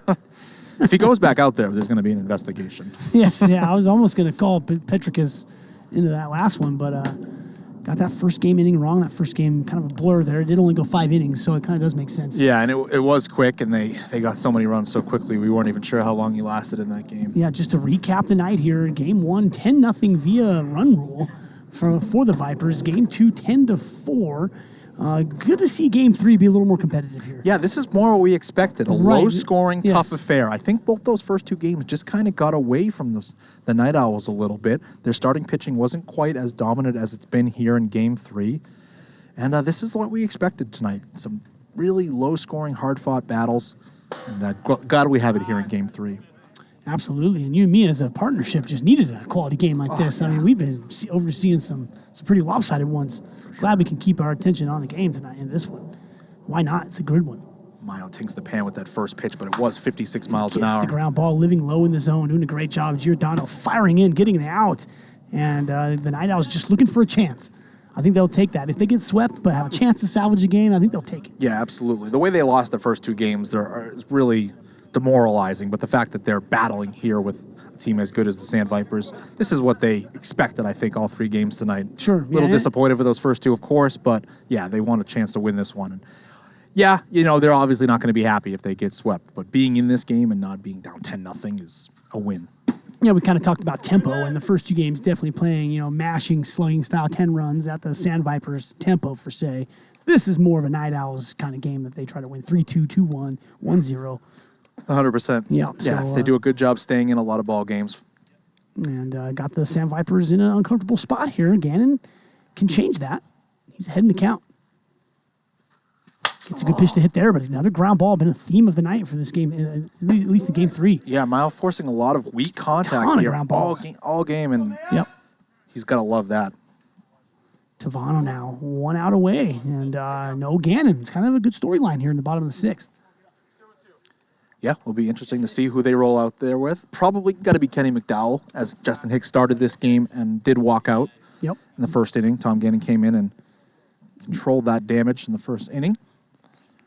But it will be likely Kenny McDowell will try to close this one out. And there's a ground ball, but that's hard hit through the 5-6 hole by Mark Tavano, and he gets himself a 2-out single here. It's going to bring up Jordan Keegan batting from the left side with 2 home runs tonight so far. His first 2 in his PLW career. Absolutely. Keegan's been a menace tonight for sure. Really rounding out this Vipers order. Hit a long one foul last at bat versus Mile. Yeah, so 2.5 home runs, really. Yeah, that thing was deep, just missing. Showing his entire field prowess, too. Going opposite field, home run first at bat. Sure. For the first home run over the container. And then a deep one to right center in his second time up. Yeah, Mile knows it, too. He's being pretty careful here. First 2 pitches. Going over 55. Needs to get 2 strikes on him, and that might work. Swing and a miss at 57. Does go for the hot pitch. Mayo hasn't even really entertained going anything under 55 so far. The 2-2. Delivery. Ground ball. That looks like it just went off of the batter's box. I don't think that hit his foot. It did not.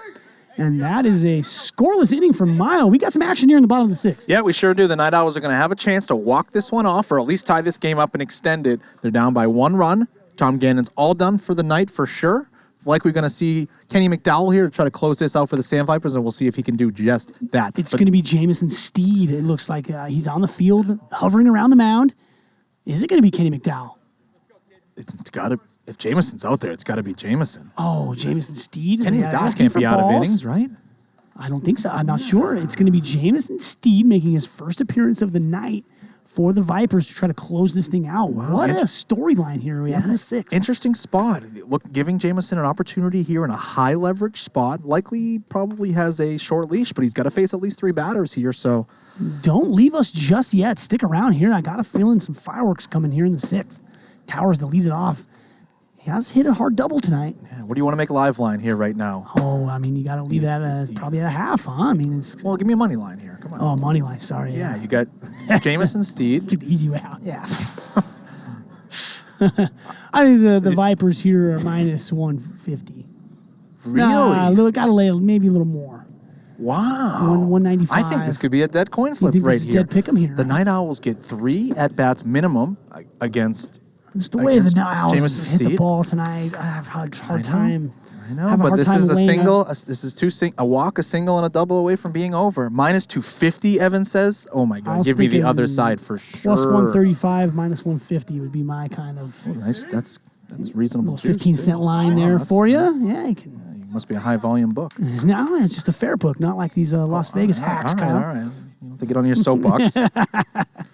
Here we go.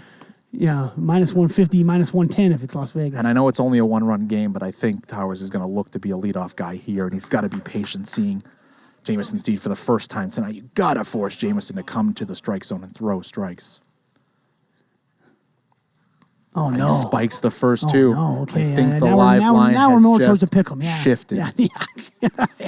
I'm moving right there. This decision will be talked about, and it's quickly 3-1 to Towers, who absolutely has to have a red light here. I mean, Steed could be pitching for his Sandvipers' future here. I mean, you're very if he comes around and blows this. Could be onto something there. And he floats one in, and he does hit the pan, and it's full count. Great pitch by Jamison to come back at him. He's been working on a knuckleball a little bit. That wasn't there yet, but don't be surprised if he pulls one out here. Towers taking a team at bat there and lets that one go. He does have a short leash, but he does have to face a minimum of 3 batters, so 3 batters could be enough to get out of this game. And Towers deep to right. Towers has done it. Ties the game. Ball game. A solo leadoff home run, second of the season for Josh Towers. 2-2 ball game, Kyle. Here we go. You scoffed at me that this might be a pick'em here. After the 2-1 game. I moved quick after and Towers with a beautiful swing to tie it up here in the bottom of the 6th. And we play on, and the Night Owls are looking to pounce here. Oh, boy. And yes, just what this night needed here. Don't go anywhere yet. Brandon Mayo now up. And what if the Night Owls can grab a game out of this when they've just been thoroughly outplayed? Hasn't even looked like a series. Yeah, gotta be. They're going to be questioning this decision regardless of the result of this game. Even if they end up pulling this one out, the fact that they were maybe given this opportunity to the Night Owls when they had a chance to really step on the throat here and kind of take the sweep from them, and maybe letting that slip away here. And that's high to left. He's done it! And back-to-back home runs, and the Night Owls have walked this one off. The Night Owls have come and stolen Game 3. Final score, Night Owls 3. Sandvipers 2 off of back-to-back home runs. Mile walking it off in the 6th. Incredible. Yeah, great job by the Night Owls there to take advantage of their opportunity given to them to face what we talked about all night is this deeper pitching staff of the Sandvipers. If they got into the depths of the bullpen, they were going to have an opportunity to win some games, and we just saw there in the bottom of the 6th, not having to face Tom Gannon there. They got to face somebody who doesn't have as much experience on the mound as Tom, and boom, they took advantage and stole Game 3 here. Take advantage, they did. Really good heart and character there by the Night Owls, and that drops really with 2 of 3 taken by the Sandvipers. Both of these teams moved to 12-12, I believe. Yeah, 2 teams sitting at 12-12. Yeah, it's a big swing there. I mean, the Sandvipers had a chance to go to 13-10 and be 3 games over 500.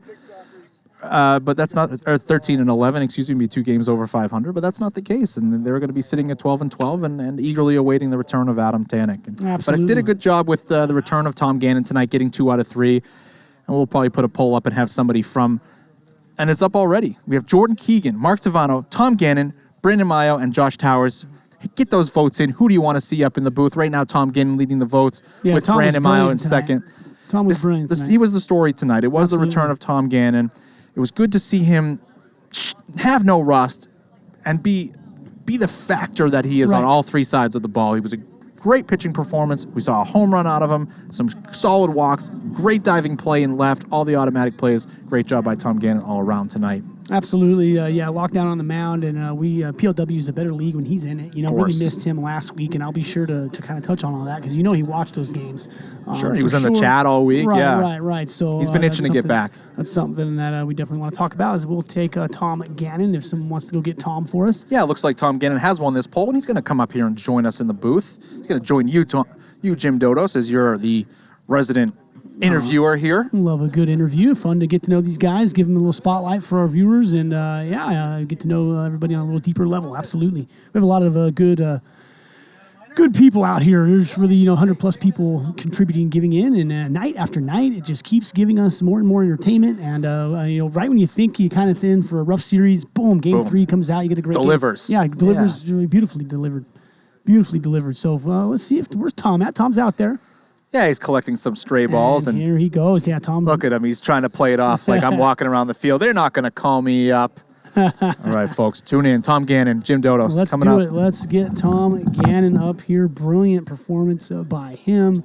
Good buddy of mine as well, so excited to chat it up here. How you doing, Jim? Tom, what's going on? Welcome back. Yeah. I'm going to before I get into this series, I want to rewind to Tuesday night. I was umpiring that night, and a really rough series for the Sandvipers. No, yourself gone, Tanek gone. Yeah, I saw. These rookies it was tough. It was left tough to watch a fend little for bit. themselves. Yep. Tonight, completely different ball club, still without Tanek. Yep. Talk about these rookies. I mean, they showed a lot of heart coming back, and we really jumped on them in the first couple games. Yep. Having a lot of confidence. Especially they went up against a ones team, shorthanded, and they didn't get mercied. Sure. As much as getting swept feels like a loss, I mean, they were closer than some of those games really the score showed. Really the bats, I'm surprised. Yeah, I didn't see good to see Keegan getting going tonight. Tavano getting back on track. Yeah. Guys that kind of struggled last week. And, if those guys continue to play well. Yeah, I mean, Randy Dolby and James Stein not being here definitely was a huge help for us. Sure. And, not having to go against the ones pitching staff, having me in the lineup, I mean, obviously with me and Adam not here, that was, tough. We had Levi. Yeah, maybe doing a some little of bit that of paid off shenanigans this week, though. A little experience for those guys, and they come back and respond well. And let's get into yourself now. I mean, missing a week, you're always, is there rust? Is there not? Yeah. You play so much wiffle ball. Yeah, we were still throwing the ball down there. We were still throwing the ball on the beach. A lot of wind. If someone could click on Slack down there, you might have some notifications. Yeah, but very, very impressive for you just to kind of come back, making diving plays, hit a nice home run there and dealt on the mound. Yeah, I felt good pitching. I think some of those, I'm going to call it change up, finger ball, whatever it's called, but some of those you speed up, changing speeds on, you really had the Owls off balance with some of the speed. Yeah, Nick was trying to challenge one of those. Yes, had a challenge request. What are you doing with that pitch without giving away too much? So basically, so there's 2 different pitches that I'm throwing. One of them sort of that like riser slider type thing I start a lot of people off with. Sure. And that one, I'm trying to put as much spin on it as I can so it doesn't slow down at all. So if it doesn't slow down and it's 55 when it gets to the plate, it looks a lot faster than it really is versus a pitch that comes out at 55 and it's 48 by the time it gets to the plate, so it slows down a lot. Like Chad throws a lot of pitches that really slow down. So he's surprised when it's too fast. Sure. Yeah, no, I do the same thing. I throw it. And then the other one, I actually put my finger inside the ball like this. So my arm action, I'm throwing it as if I'm throwing at 60. Sure. But the ball, it doesn't read until it pops off my hand, and that takes a little bit of the speed off. Yeah, so it's a pretty deceptive pitch. Yeah, your arm action is almost like a fast pitch. Yeah. I mean, it's especially when I'm up 0-2 and they think I'm going to gas them up anyway. Yeah. I had some guys off balance. That was really fun to watch and commentate on. Let's get into this game 3 here. Ran out of innings there. Yep. The decision not that McDowell was out of innings. Yeah, Kenny was also out of innings. Okay, yes. So we were a little unsure about that. Hindsight 2020, maybe I shouldn't have come in at the very end in that game 2, but we wanted to get the win that was in front of us. Yeah, no doubt. You got to kind of take care of what you can, but a tough little end there. But you guys come out and make a statement, get back to 500, and kind of getting near the halfway point of this season. Still in a really good spot to make a run. Yeah, I think we're looking pretty good. Well, Tom, I'm gonna let you get after it. I know you have a ton of duties to do around here. Got to clean up. Yeah, kind of your everyday wiffle duties. So enjoyed watching it. Great to see you back. And looking forward to more of you in the series to come. Go Sandvipers. Awesome. Tom Gannon, everybody. An absolute wiffle ball legend in Tom Gannon. That guy knows more about wiffle ball than I know about most topics on anything. As we welcome Kyle back.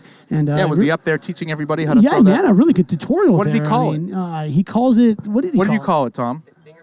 Finger change up. All right, we're going to use that from now on. That sounds better than finger ball. Finger ball does sound a little weird. It does sound. Finger change up from now on. a little dirty when I say it. Yes. Well, Kyle, one little last recap here. Kind of a back-to-back in the booth for you, getting some good work in, getting to watch a lot of wiffle ball, and I saw some more good stuff tonight. Yeah, saw a couple of good teams these last few nights. The Vaders last night and the Sandvipers tonight. And the Night Owls, of course, are a quality team as well. And tonight's main story was the return of Tom Gannon. We're glad to have him back. Sure. Both on the field and as a part of the stream team as well. And we'll be looking forward to see manager Adam Tannick back soon as well. Good stuff out of the Sandvipers overall tonight. Jordan Keegan, first 2 career home runs was good. Yep. And Brandon Mile and Josh Towers with back-to-back home runs here at the bottom of Game 3 to steal Game 3 for the Night Owls. Yeah, great finish there at the end. And got to give Kenny McDowell some credit, some big home runs to center field. Yeah, some big in those shots first 2 from him. games. So, really impressive stuff. What do we got coming up for the viewers later in the week? What do we got tomorrow? Legends haven't played this week, I believe. Yeah, Legends Snappers tomorrow, and I believe Warbirds and Cajuns a really good one on Friday night. Yeah, absolutely. Yeah, two good ones. So I'll be back tomorrow at 6:05 with Chad Phillips here. We'll give you a night off in the booth, and we will kind of see everybody back Thursday night, 6:05 p.m. Legends Snappers. This is Jim Dodos for Kyle Lohman. Can't wait to get after tomorrow.